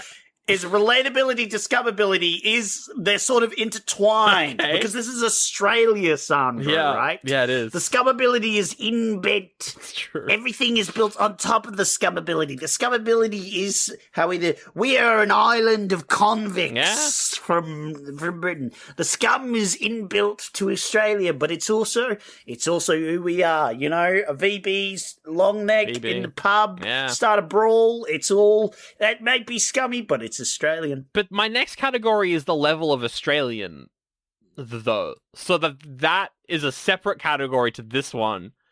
Yeah, well, no. These are all things that, like, I feel like could also happen in other places as well. Here's the thing. All right. Here's the thing. Yeah. When I say it's very Australian, I mean we know it's very Australian stuff, but it's also relatable to other countries as well. I feel like other countries have similar. All right. So, for example, English have their their essays over there, right? You know, I don't think they. I'm thinking Eggsy from the boys. Kingsman, sort of. I don't remember what they're called, but I know what you mean. Yeah.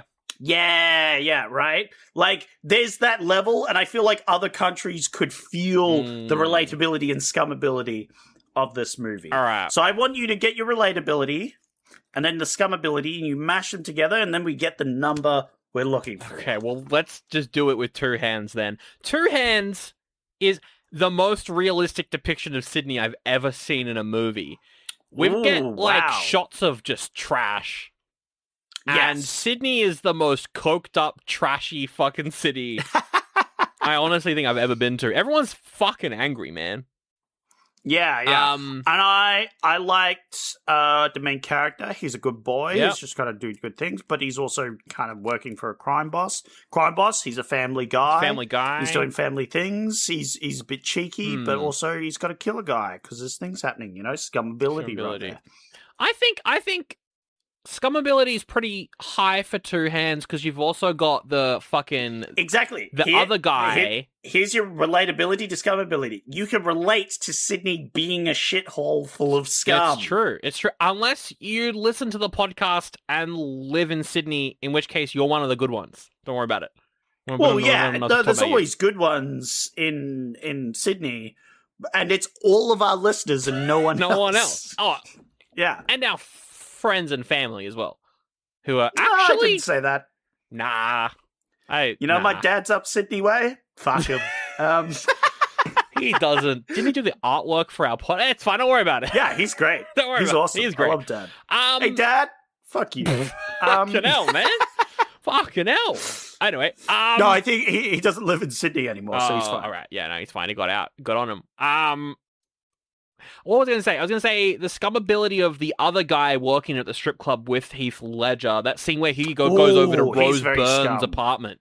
And he's like, do you like the movies? And she's like, I know he's going to ask me out. I know he's going to do it. I got to try and deflect. And she's just deflecting. Yeah. And then he's like, oh, you don't have movies where you're from. And she's like, no, we do. He's like, do you go? Sometimes. And then he does it. He's like, wow, you should go see a movie then. How about that? And she's like, fucking hell. That was pretty scummy, but also, I know guys like that, pretty relatable. I have them, they come into my work often, and it's like, I appreciate that you give me business, but I don't appreciate your existence here. Please leave. I don't like you. You should go to man school, which is where they teach you how to be a person, I think. Also known as jail, anyway. Or a men's shed. No, I think that would just radicalize them. Not true. Men's sheds are pretty good in Australia. Yeah. I think they're more like they're our version of a mental health institution. You know, was our radio show sponsored by the local men's shed where we had a radio show? I'm fairly certain we got money from them. Good on them. Good on you, I guess. Yeah. The men's shed's good. Anyway, I liked that. I think it's pretty realistic. Pretty relatable. Absolutely. I'd put it up there. That scene where they're on the train station and they get off the train and they're walking down the train station steps and it's just fucking horrifying. It's like long shots. Yeah. They're walking very slowly. That's me every time I get off at a train station and it's nighttime and it's empty. It's fucking scary. Yeah.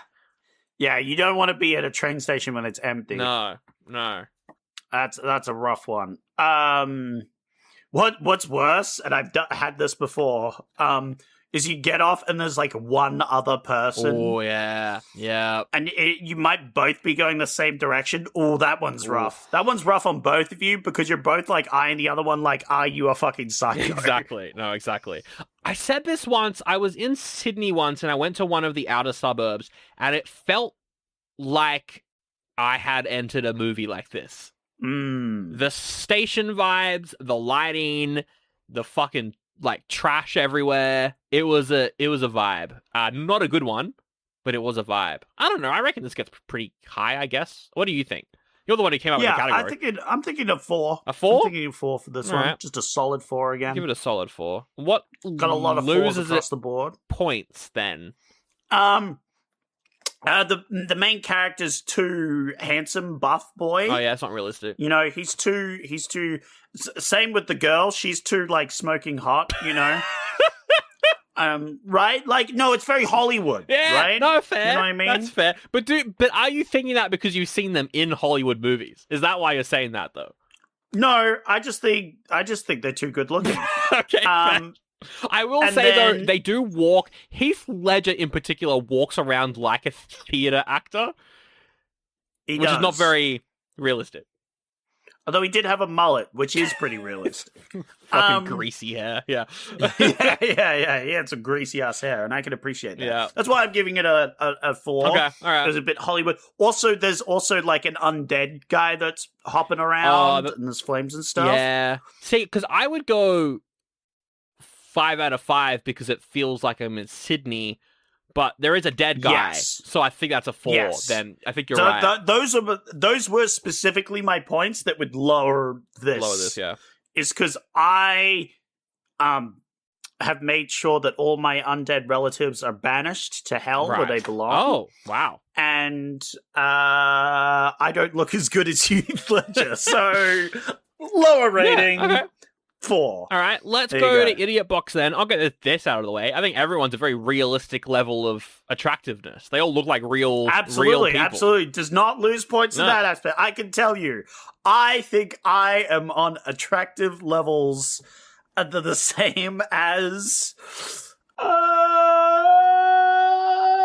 clown guy. Like the clown guy without the mask or with the mask on? Both.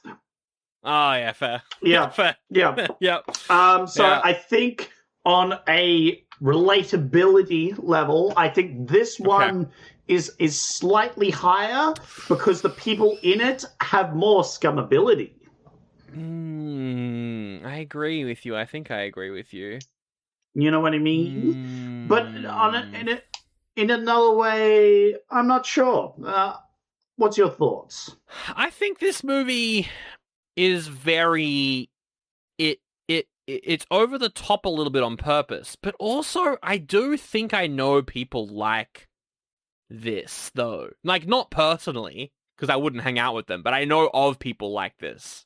This is tricky for me because they literally go to a bottle-o and harass the worker there, and by harass I mean politely converse with.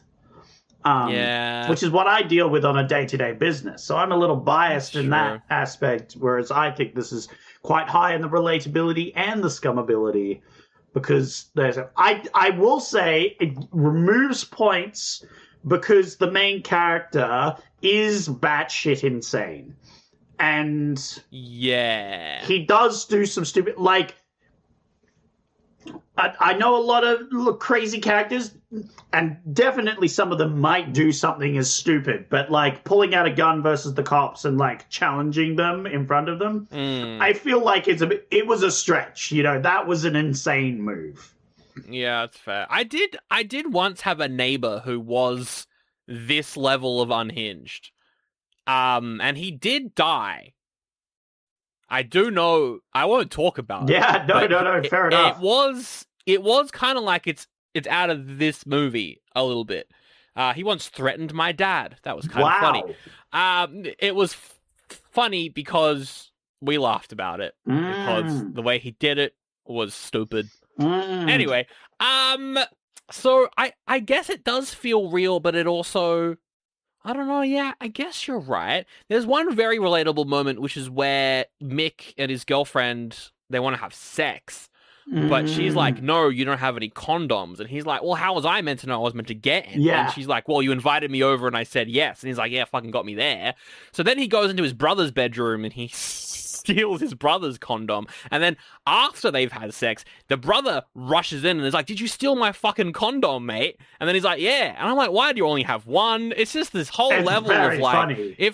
Feels very real. Not for me personally. I always have 20. But yeah. You got to have your backups for your backups, you know.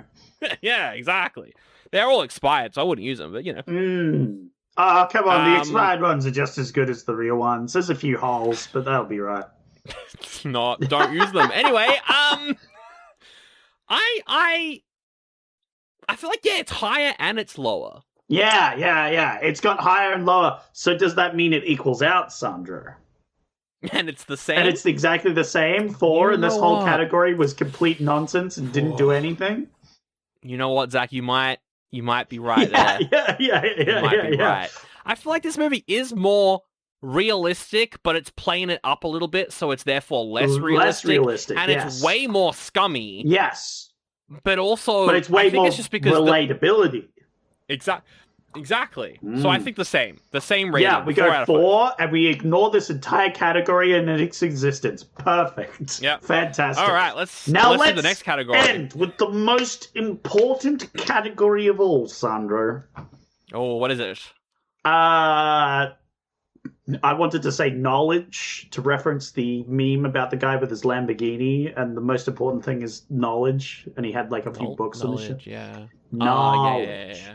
Knowledge. I know what you're But it's Australia! Wow! Australianisms. Yes, Australianisms. We gotta have Australianisms, you know? Well, these are two of the most Australian movies I've ever watched in my bloody life. So yeah, I reckon... this was crazy that you ended this month with these two, because they're both like super... Like, these are both movies I'd be like, to someone who is not Australian and wanted to watch something Australian, I would send them these two movies. Yeah, absolutely. All right, we'll start off with Two Hands. They say cunt like fucking 20 times in this movie. Which is crazy, because at first I didn't even notice it because it's so Australian. But then I was like, oh, right, yeah, that's not normal. Well, because they don't, like, a lot of the time when that word is used in movies, it is usually like an American movie, and so when they say it once, and they say it fucking hard. And you go, whoa. Or you're like, oof. Yeah. But in this one, they're just throwing it around. Yep. You know, which is pretty Australian. Yeah. So, that's really high. Absolutely. And I think they have that, like, level of boganism to like gentlemanism that is a very Australian, you know, the gentleman bogan. Yeah, gentleman bogan. I also think that, like, setting your crime movie in King's Cross in Sydney is that's such an Australian thing. That area is renowned, at least on the East Coast. We all know what King's Cross is, I feel. It's a very infamous area of Sydney. And, you know, they capture it really well. He goes to Bondi Beach and it looks kind of shit. That was also very Australian because it's a bit of a tourist trap area. Yeah.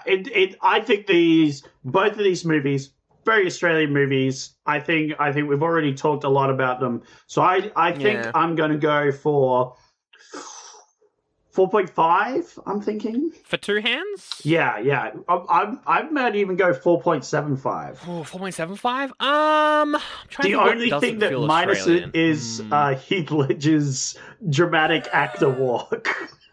But that's very Australian, because Hugh Jackman does it as well. Oh, shit, you're right.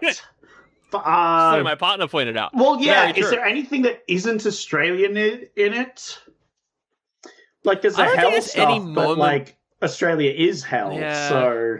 Yeah, but I feel like that's very, like, it kind of does... Australia does have that, like, mysticism to it a little bit as well. Like, that vibe, particularly from Indigenous Australians, like, it has that vibe. That was more of an American mysticism than an Australian mysticism, you know what I mean? In this movie? You know what? That's fair. I don't disagree with you there. Sure, we can definitely say that.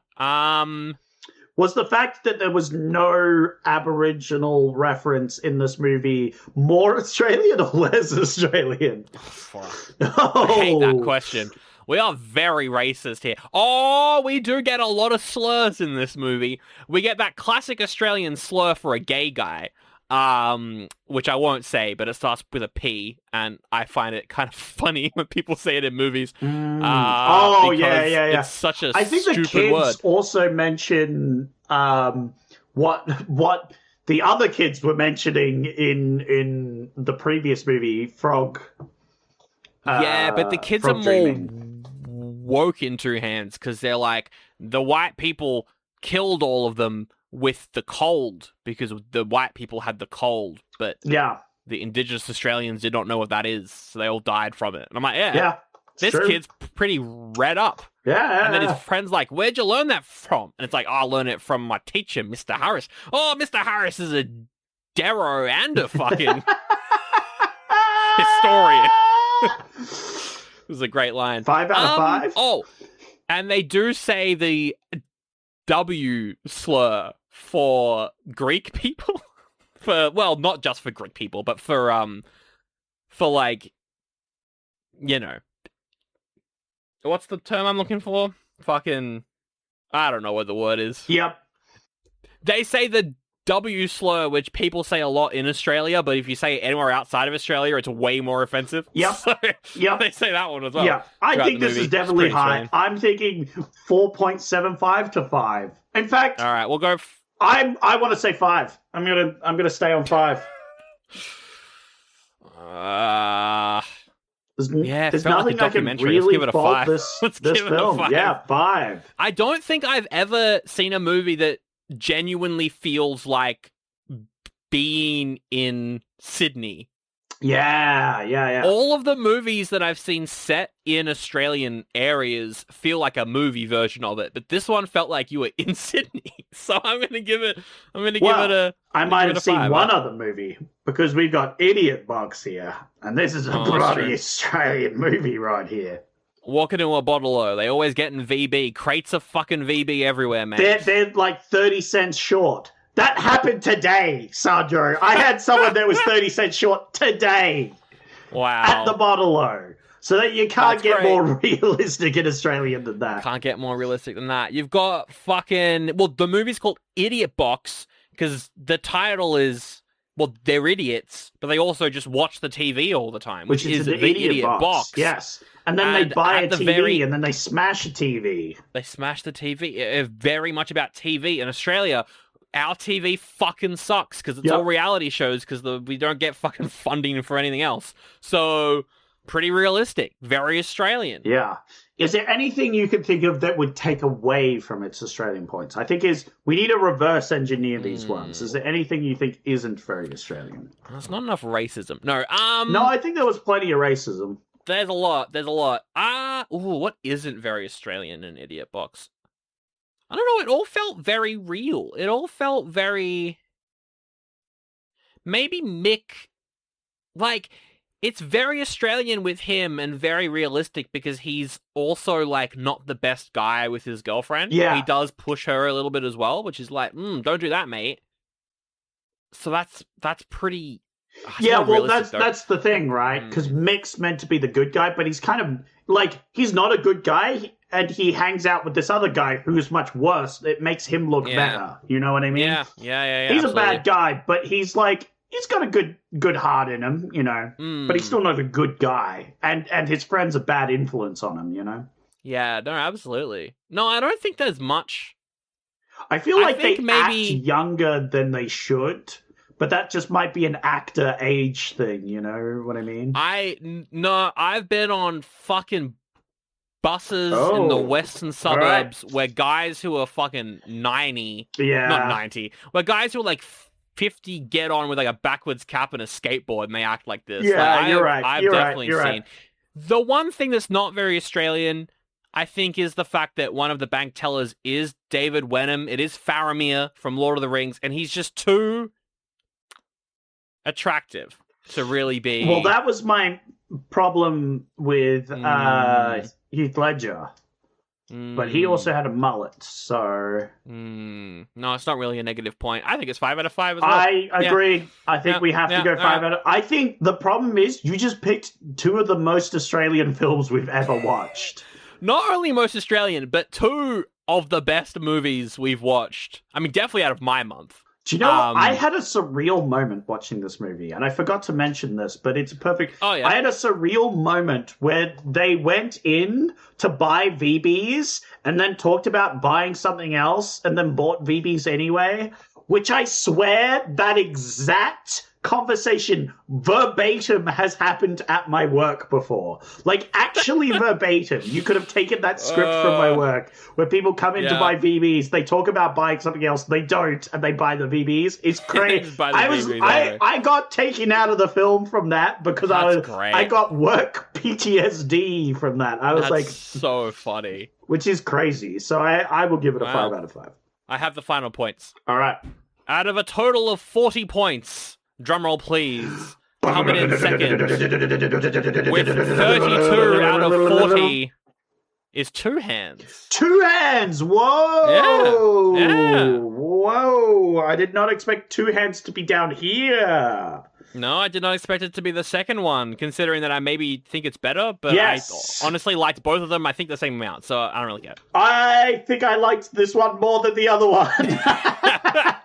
But I think it's a more enjoyable movie to watch. Absolutely. And I would watch it again, but I wouldn't watch Idiot Box again, Sandro, but I liked it a lot. But here's the thing, that's just our opinion, and we're not here about opinions, we've got the scientific fact. I think this might be one of the first bonus battles where our opinions don't line up with the science at the end. I think that's because most bonus battles are a bad one and a good one. Yeah. Whereas these have both been really good films. Yeah, you're right.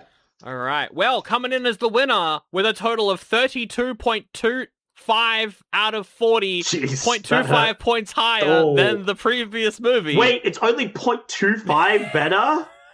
Yep. Wow, that's crazy. It's Idiot Box as the winner. Well, that was way closer than I thought it was. It's only 0.25. Only that's 0.25. Crazy. And that would have been from, the 0.25 would have probably come from the characters, because we gave the characters 4.25. That's where that comes from. So, wow. Good on you, Idiot Box. You won in the game. Yeah. Barely. Well done. That's sick. He's dribbling the ball with everything on the line. He's driving down the pitch. He's facing price hikes and cuts past him. Carrier contracts, tries to block him. Oh, he leaves him in the dust. He's at the edge of the box. He cuts past the nonstop group chat trash talk. He clears on goal. He shoots. Goal! Unlimited data for $25 a month forever! Visit your local Boost Mobile store today to get unlimited data with a price that never changes. Boost Mobile. After 30 GB, customers may experience lower speeds. Customers will pay $25 a month as long as they remain active on the Boost $25 unlimited plan. That refresh you've been putting off until the right deal came along? It's here! Wayfair's Black Friday and July sale is happening now, so you can finally get the style you've been waiting for less. Get up to 80% off area rugs and up to 60% off outdoor and bedroom furniture. Shop Wayfair's huge selection of styles and find the piece to fit your style, budget, and space.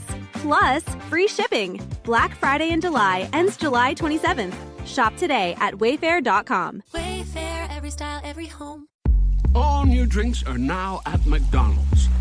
Like the strawberry watermelon refresher, the mango pineapple refresher with popping boba, and the Sprite berry blast topped with cold foam. Who knew ice cold drinks could be so fire? The sun's out, and so is our new drink lineup. From the Blackberry Passion Fruit Refresher to the Dirty Dr. Pepper. And they all pair perfectly with some fries. Refreshers contain caffeine. Ba-da-ba-ba-ba. Sandro! Wow. It is time for Ranking Review Rumble. Wow! And it's been a while since we've done a bonus battle, so this is a ranking review bonus rumble. Oh my god, a bonus rumble. Bonus rumble. This is the part of the show where I get reviews from the internet, from the audience, not the reviewers, because they're all corporate shills. Yeah, they are. This time, because it's a bonus battle, I have changed the format ever so slightly. So, I've gotten reviews from Rotten Tomatoes. Rotten Tomatoes? And Letterboxd. Oh, okay. Those are the two sites. Yeah. Also, one of them might be mine. Maybe, who knows? I think multiple are. I can use any amount from any site, but they could also be for either movie. Okay. And so what you're going to do is you're going to guess which site and which movie for each of these reviews. Okay.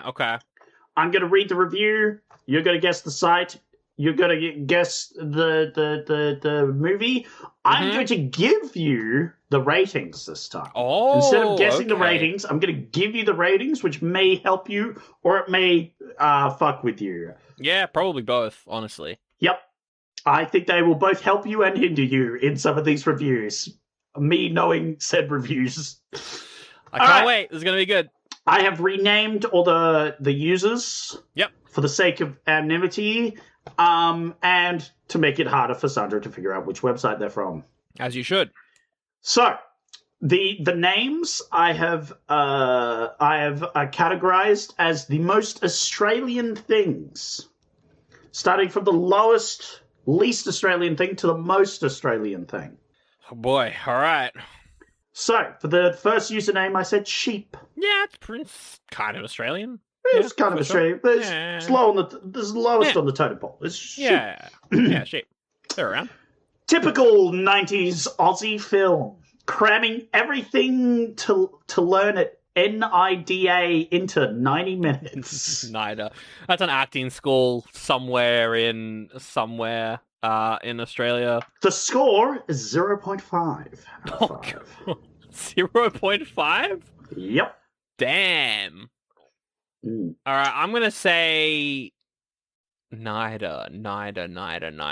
I feel like that's two hands because I don't know what school Heath Ledger went to, but I know he's from Western Australia, and part of me feels like NIDA's in Western Australia, maybe? I don't know where it is off the top of my head. So I'm going to say it's two hands. Okay. And that feels like Letterboxd because that's a very funny review. Okay. You get 1 point because it was Letterboxd. However, it was Idiot Box was the movie. Yeah. Okay. All right. Yeah. That's a good review. It's going to be a tricky one, I can tell you. The next review is named Beer. That's very Australian, but also Australian. It is elsewhere. Exactly. But it's better here than anywhere else. Fuck you guys. Actually, probably Germany has better beer. I think we have some of the worst beer. So...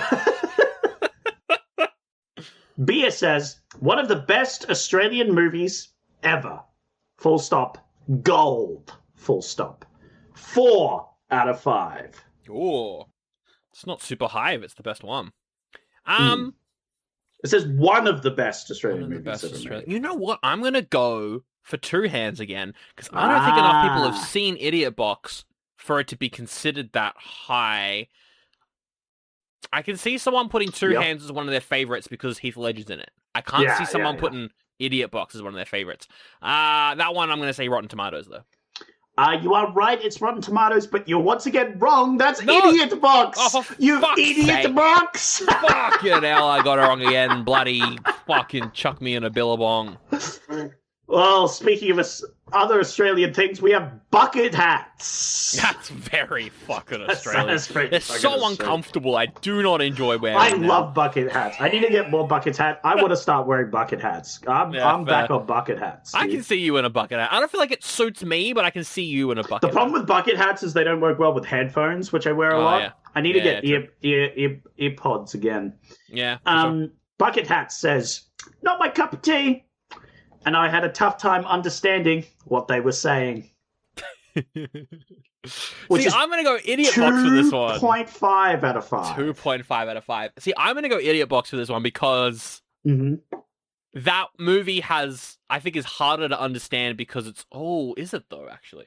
I feel like Frog Dreaming's the hardest to understand out of everything from my month. I'm going to say Idiot Box because I feel like they say more Australian things in it. Yep. And I think it's funny if you do it 3 times in a row. I'm going to say Rotten Tomatoes because that's clearly someone who's not Australian watching it.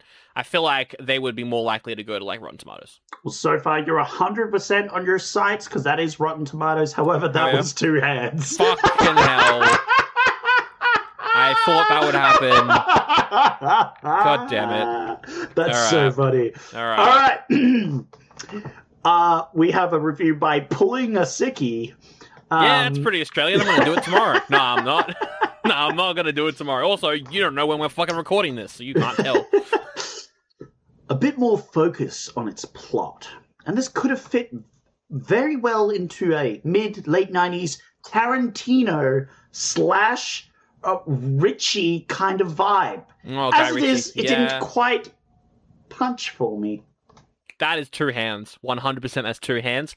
Tarantino, I would say more Coen Brothers, personally. It's 2.5 for that one as well. Oh, 2.5. That's so low. I'm going to say 2 hands because it's more Coen Brothers for me, but I can see how someone could say Tarantino. It does feel like Pulp Fiction just came out, now Australians making one. So I'm going to go Letterboxd 2 hands. You got Letterboxd. It's correct once again. But that's Idiot Box. It's Idiot Box. God damn it! My partner did say when Idiot Box started that it felt like a Guy Ritchie movie. So, yeah. I should have listened to their gut, not mine. The second last review, and hey, Sandro, you might be able to get this one a bit better because Pokies says. No, that's only an East Coast thing, though, because gambling's more regulated everywhere else in Australia. I was going to say Pokey / Tab. Tab. If you don't know what that is, it's gambling. It's just gambling. It's gambling your money away. I feel like they still have it a bit in Melbourne. They say, an Australian Tarantino film. God fucking damn it. Okay, they rated it 3.5. 3.5. Okay, 3.5. I'm going to go 2 hands again because 2 hands does feel like it could be a Tarantino-inspired movie. That review didn't have a joke in it, so Rotten Tomatoes. Oh, okay, Sandro, you have gotten the site wrong. Yes. No! However, you did get the movie correct this time. We did it, boys! So you haven't got a 2 out of 2 yet, but you haven't missed a point yet. Jesus fucking Christ. All right. So, Sandro, this is the final review. This is the time to redeem yourself. You need to lock in here, all right? All right. I'm locking in. This review is by the most Australian thing. I put it number 1 on my most Australian things. You ready? Yeah. This is a review by New Zealanders who say... Fuck you. Fucking hell, mate. Yeah, all right. Am I wrong, though? You're right, though. Yeah, you're right.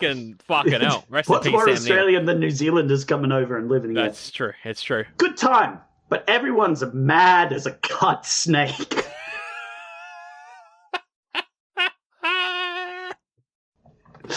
Letterboxd. 4 out of 5. Yeah, Letterboxd. Idiot Box. I'm going to say Idiot Box for that one. They're more mad in that movie. It's 2 out of 2. We did it, boys. He redeemed himself. He got it in the end. Idiot Box from Letterboxd. None of those were yours. None of them were mine, yes. Wow. I was surprised. I was waiting for you to be like, oh, none of those reviews are yours, you know? Yeah. Well, how about that? All right. I threw a curveball in and you didn't fall for it. I was hoping you'd be like, well, you haven't put a review in yet, so it's got to be yours, you know? Well, I'm very glad that I managed to get 2 for 2 there. And I'm also very glad that these movies weren't bad, because for your month, last month, you got all goodies. I was worried. Frog Dreaming last week. Oldie. So I'm like, damn, I've lost. Zach won this one. But I think I redeemed myself with this bonus battle. This bonus battle was a banger. This was a real high note to end on. I think you did really well with this one. Absolute doozy, if you would. Fucking banger. Doozy. Fucking Well, we didn't come here to fuck spiders, Zach. We came here to watch good movies sometimes. Oh, and the most important thing, and I feel like this is why Idiot Box won, is because he says wakey, wakey, hands off Snakey in the movie. He does! He does! It's one of 2 movies that we've seen that have said that. So wakey, wakey, hands off Snakey. All right. You're picking next week's movie. Yes. You're going to be doing that after I quickly do some plugs, but Yes. I'm excited to see what you've done. I do challenge you, though, Zach. At some point in the remainder of this year, I want you to do a bonus battle. I don't think you've done one. No, I haven't yet. Connections. I have been thinking about it, and there have been... I think there's been a couple of options this year. Yeah, they haven't had won, though. bonus battle. Yeah. Like, for instance, during my month, we had like 2 monster movies that would have been a bonus battle. That's right. But we didn't do those. So I need to, in the future, I need to have like all the options, have all bonus battles to guarantee a bonus battle. I can tell you right now, this is not this week though. Because we're going back to the weekly format. I was like, we need to start off smooth. And I've done something a little interesting. We'll see how it goes. I'm excited to see what you've done. It's also good that you're not doing a bonus battle, because over on Patreon, the upcoming episode of the K-Drama, it's a few weeks away, but it is coming up in a couple weeks on Patreon. Our bonus episode is going to be a Nicolas Cage animated movie where he plays animals bonus battle. That's coming up soon, and we probably have to record that pretty soon as well, just because of scheduling and all of that. So it's probably a good thing we're not doing a bonus battle on the main show next week, because that's too many movies. So, no, good stuff. But speaking of, patreon.com/Oldie Buddy Goodie Pod, if you want to get ad-free early episodes that go out a couple days early on there, thanks to our editor, Starkey. Hey, shout out to Starkey. Starkey is playing games on Twitch, twitch.tv/Starkey, with 2 S's and 2 E's at the end. I was playing Dark Souls recently. That was pretty fun. Ooh, so, but we should ask Starkey. Starkey, what are you playing at the moment? Yeah. Well, I'm still playing Dark Souls 3 at the moment, to be honest. Yeah. Oh, why would you play that? I mean, you just, yeah. I mean, yeah. I mean, I don't have a problem with it, but if you have a problem with the Sandro, that's up to you. Yeah, you wouldn't have a problem with it, mate. I see what you fucking play on Steam. Yeah, it's mostly Slay the Spire 2. It's mostly Slay the Spire 1 for me. You can also review the show on Apple Podcasts, Spotify, or on YouTube. Go chuck a follow, all the shit, and links in the episode description. All right, let's do what have you done? So this is a long episode. Sandro, yeah, it is a very long episode, but hey, we're Australian blokes. We like our Australian movies. So that's right. We like bloody long ones. We like long necks. We like long necks and long movies and long Sheilas. You know what I'm saying? What does that mean? What do you mean? I don't know. Tall? I guess. That's up to your interpretation, yeah, Sandro. Yeah. All right, Sandro. Yeah. So once again, the months have ended. We are back to the normal schedule. So now we are back to the normal connections. We are connecting movies through connections. And I have 3 options for you to choose from. You have the trilogy card as well, right? I do. I have the trilogy card in the bag. So if one of these is a trilogy, I can play the trilogy card and lock it in. So be aware of your surroundings here. Make sure to stamp your feet to scare off snakes. Oh, sure. Bam, bam. I did, but not too loudly because I think my neighbor's asleep. Yeah. You don't want to wake him up. All right.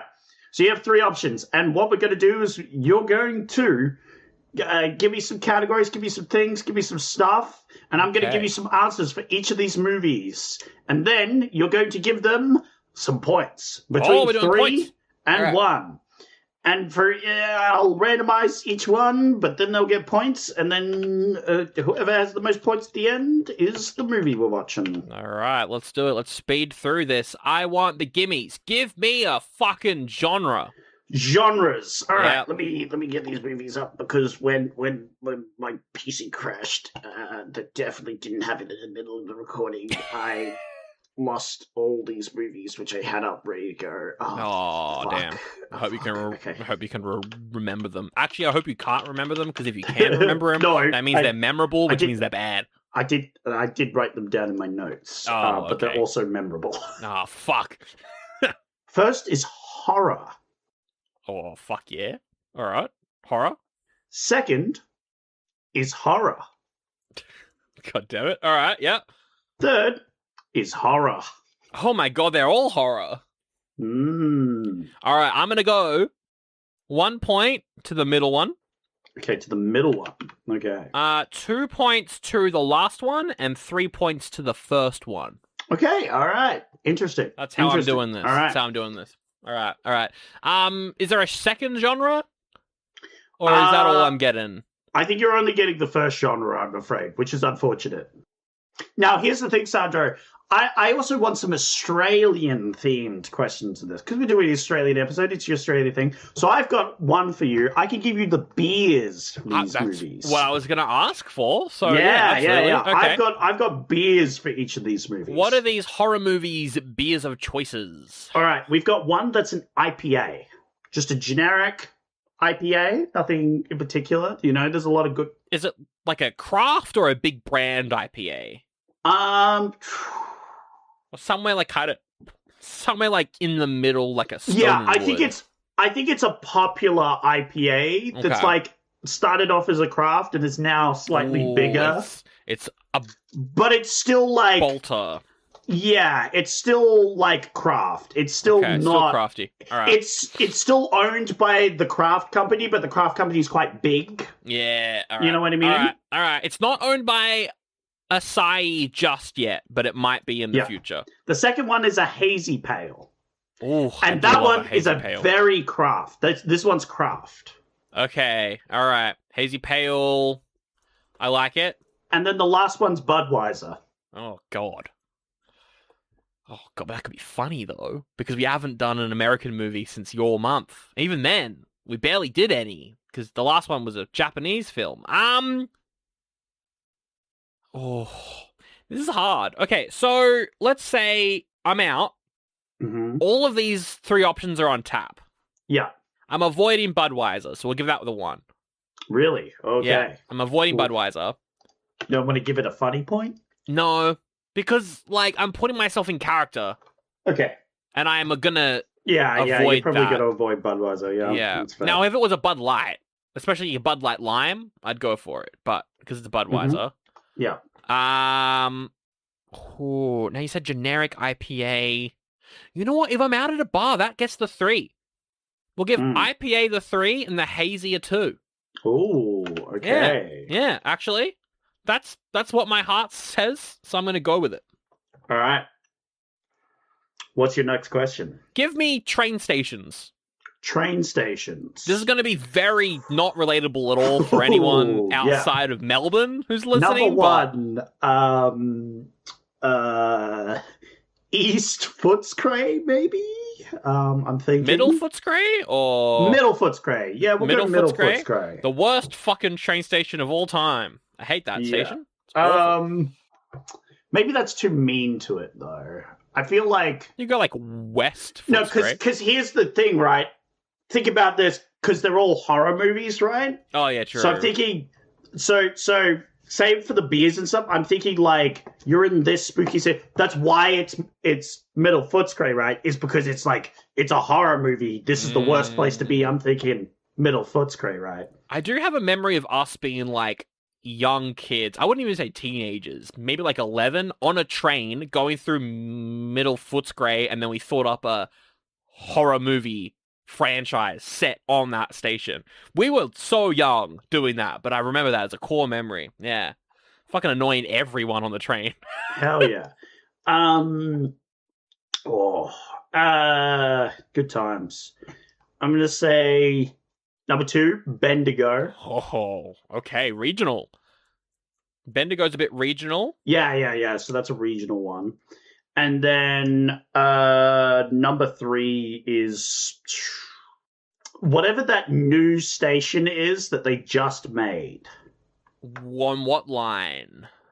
The underground train that goes... the City Circle. Yeah. Our new subway. It's called... We have a new subway system. Yeah. We've got State Hall, Town Library... I don't remember what the other stations in that. I think State Hall, I'll go with that one. The State Library one? Oh, yeah. Arden. Arden is the one I was thinking of. Oh, yeah. Gross. That gets a 1. Fuck that station. It's gross. Whoa! No, actually, though, I do like it because it does feel kind of like sci-fi, but dated. It feels really weird on that station. Yeah. And so... This is hard because it's... Okay, we're thinking a horror movie. And honestly, the Arden station and all of those new underground stations feel kind of Italian horror film vibes. And I do love an Italian horror film. I'm going to go 2. 2 for Arden. Okay. Bendigo is a really good place to set a horror film. And Middle Footscray, I feel, is maybe a bit safe. But I want to give Middle Footscray the 3, but my gut's telling me to do the opposite. So I'm going to go 1 Middle Footscray and then 3 Bendigo, because I think Bendigo would make a really sick horror film. Okay. Yeah. 3 Bendigo. Yeah, 3 Bendigo. And 1 Middle Footscray? Yeah. It feels wrong, but it feels right. Okay. Yeah. All right, I got one question for you. If a famous Australian actor was to be in any of these 3 movies, and if one is, don't name them, which famous Australian actor would be in these movies? I will accept New Zealanders as well. Number 1, Chris Hemsworth. Oh, damn, nice one. Nice pick. Yeah. Number 2, Margaret Robbie. Ooh! I do like Margot. All right, yeah, cool. David Wenham? Oh, the guy from Idiot Box. Yeah. And Lord of the Rings and shit. Ooh, that's a good pick. That's a good pick. Yeah.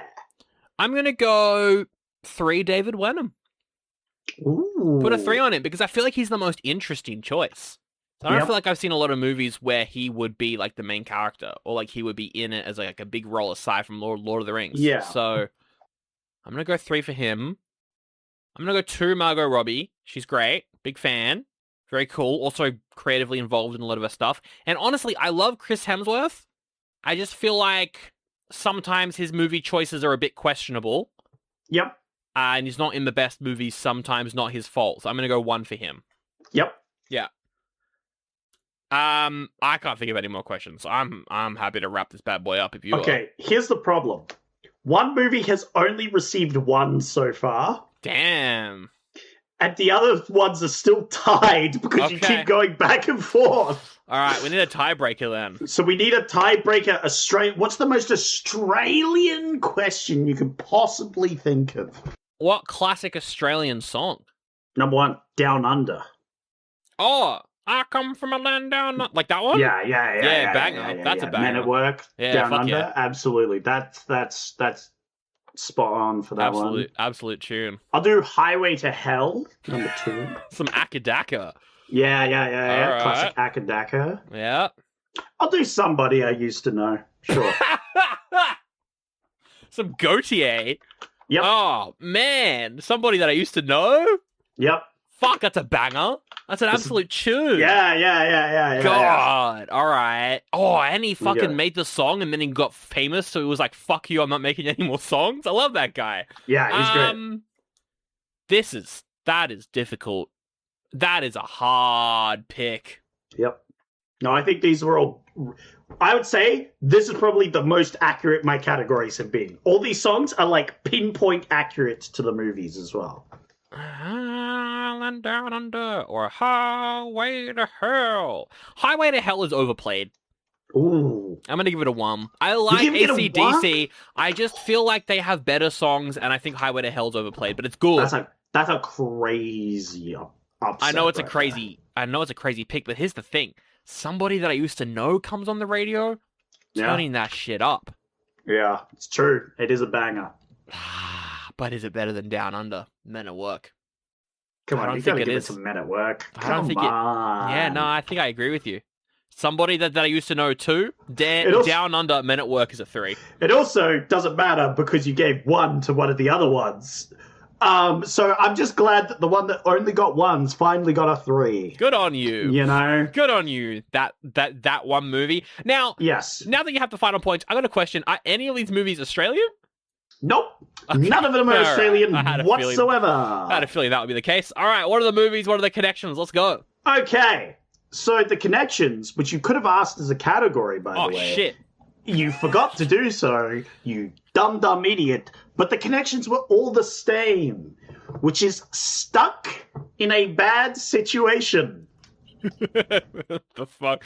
Stuck in a bad situation. I'm just going through all of our band connections that we've previously used. That is a new one. Yep. That is a brand. It feels like we should have done it before, but yeah, because it's very broad. But I feel like it encompasses all of these movies, including the ones we've just done. It also connects to both movies from the bonus battle as well, which you don't have to do when doing a connect. You can choose to only connect to one of them, but it connects to both. So hell yeah. Now, when I say Chris Hemsworth, okay. When I say Budweiser. Yeah. Okay. When I say Land Down Under. Oh. What do you think? What's the first movie that comes to mind? Rise of the Guardians with... It's actually Iron Lung. That's a good film. Yes, yes. And so Budweiser, it's American, you know. Yep. Budweiser was definitely a throw on my part. I definitely, compared to like hazies and IPAs, like that one was definitely taking the L. So I apologize to Iron Lung. 3 Under. But I'm like, he's a handsome bloke. Chris Hemsworth, handsome bloke. Yeah, I see Michael Land Down Under, he's literally going down under. He is. He's in a submarine down under the water. That's the one that got 4 ones in a row. Damn. Well, I saw that one in cinemas. I went to support Mr. Markiplier. That's a fucking... It has its issues, but that's a very good movie. Yes, very, it very is. good and movie. I really wanted... It was probably my number 1 pick, so I'm very upset that you gave it so many ones. But that's all right. Because number 2... Can you guess from an IPA? IPA. I think this was... Yeah, a David Wenham. IPA, David Wenham. A horror film. A Highway to Hell. What do you think? Oh, I'm thinking Mad Max, but you said not Australian, so I'm gonna say like a David Wenham, Highway to Hell, IPA. I feel like a racing, like a car movie, like a. I remember Stuck in a Bad Situation. Stuck in a Bad Situation. I'm picturing something like Drive, but not the movie Drive. Yes, you're almost there. It's not Fast and Furious because we've done it. But it could be you're fast, so too close, serious. Sandro. You're so close. Oh, what is it? It's Backrooms. That's not out yet. We can't review that. It's not out anywhere. So I'm kind of glad that one didn't win, actually. Stuck in a Bad Situation because he's stuck in a liminal space.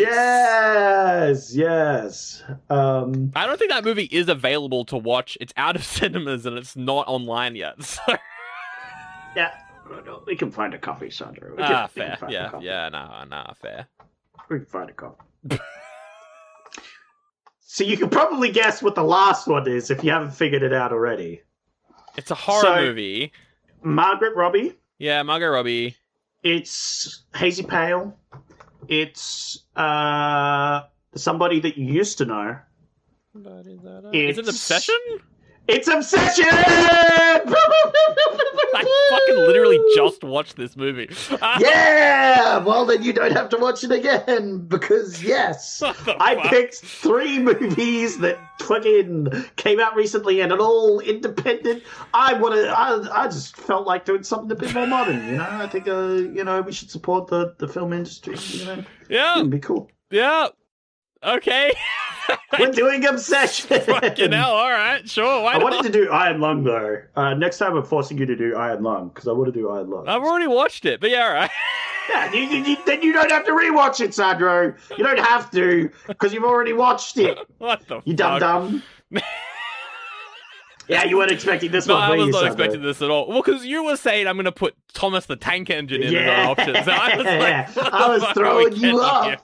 I was like, oh yeah, I'm going to put Thomas the Tank Engine. Oh, I'm trying to connect things with VB. Yeah. I was lying to you. I was putting 3 modern-ass movies. You didn't ask for Years, which I would have vetoed. I was going to veto Years, but you never asked for it. I'm like, good, yes. He has no idea what year these came out. That is... Correct, is this the most modern that we've... Silent Hill it literally 3 has to be. Was the most modern. That came out in January. This one came out like a couple months ago. Yeah. It literally has to be the most modern. Fuck it. I'm gonna hang on. I'm jumping on my letterbox and I'm having a look at when I watched this movie. I watched it on the 1st of July. So wow. Like, at the time of recording, very recently. Yeah. That was barely more than a week ago. You know? Barely. It's the main character's name is Bear. His name is Bear. Whoa! In the movie. That's spoilers! I haven't fucking seen it, so what the fuck? Next week, Obsession. What the fuck are you doing, Zach? You absolute mad lad over here. What are you doing?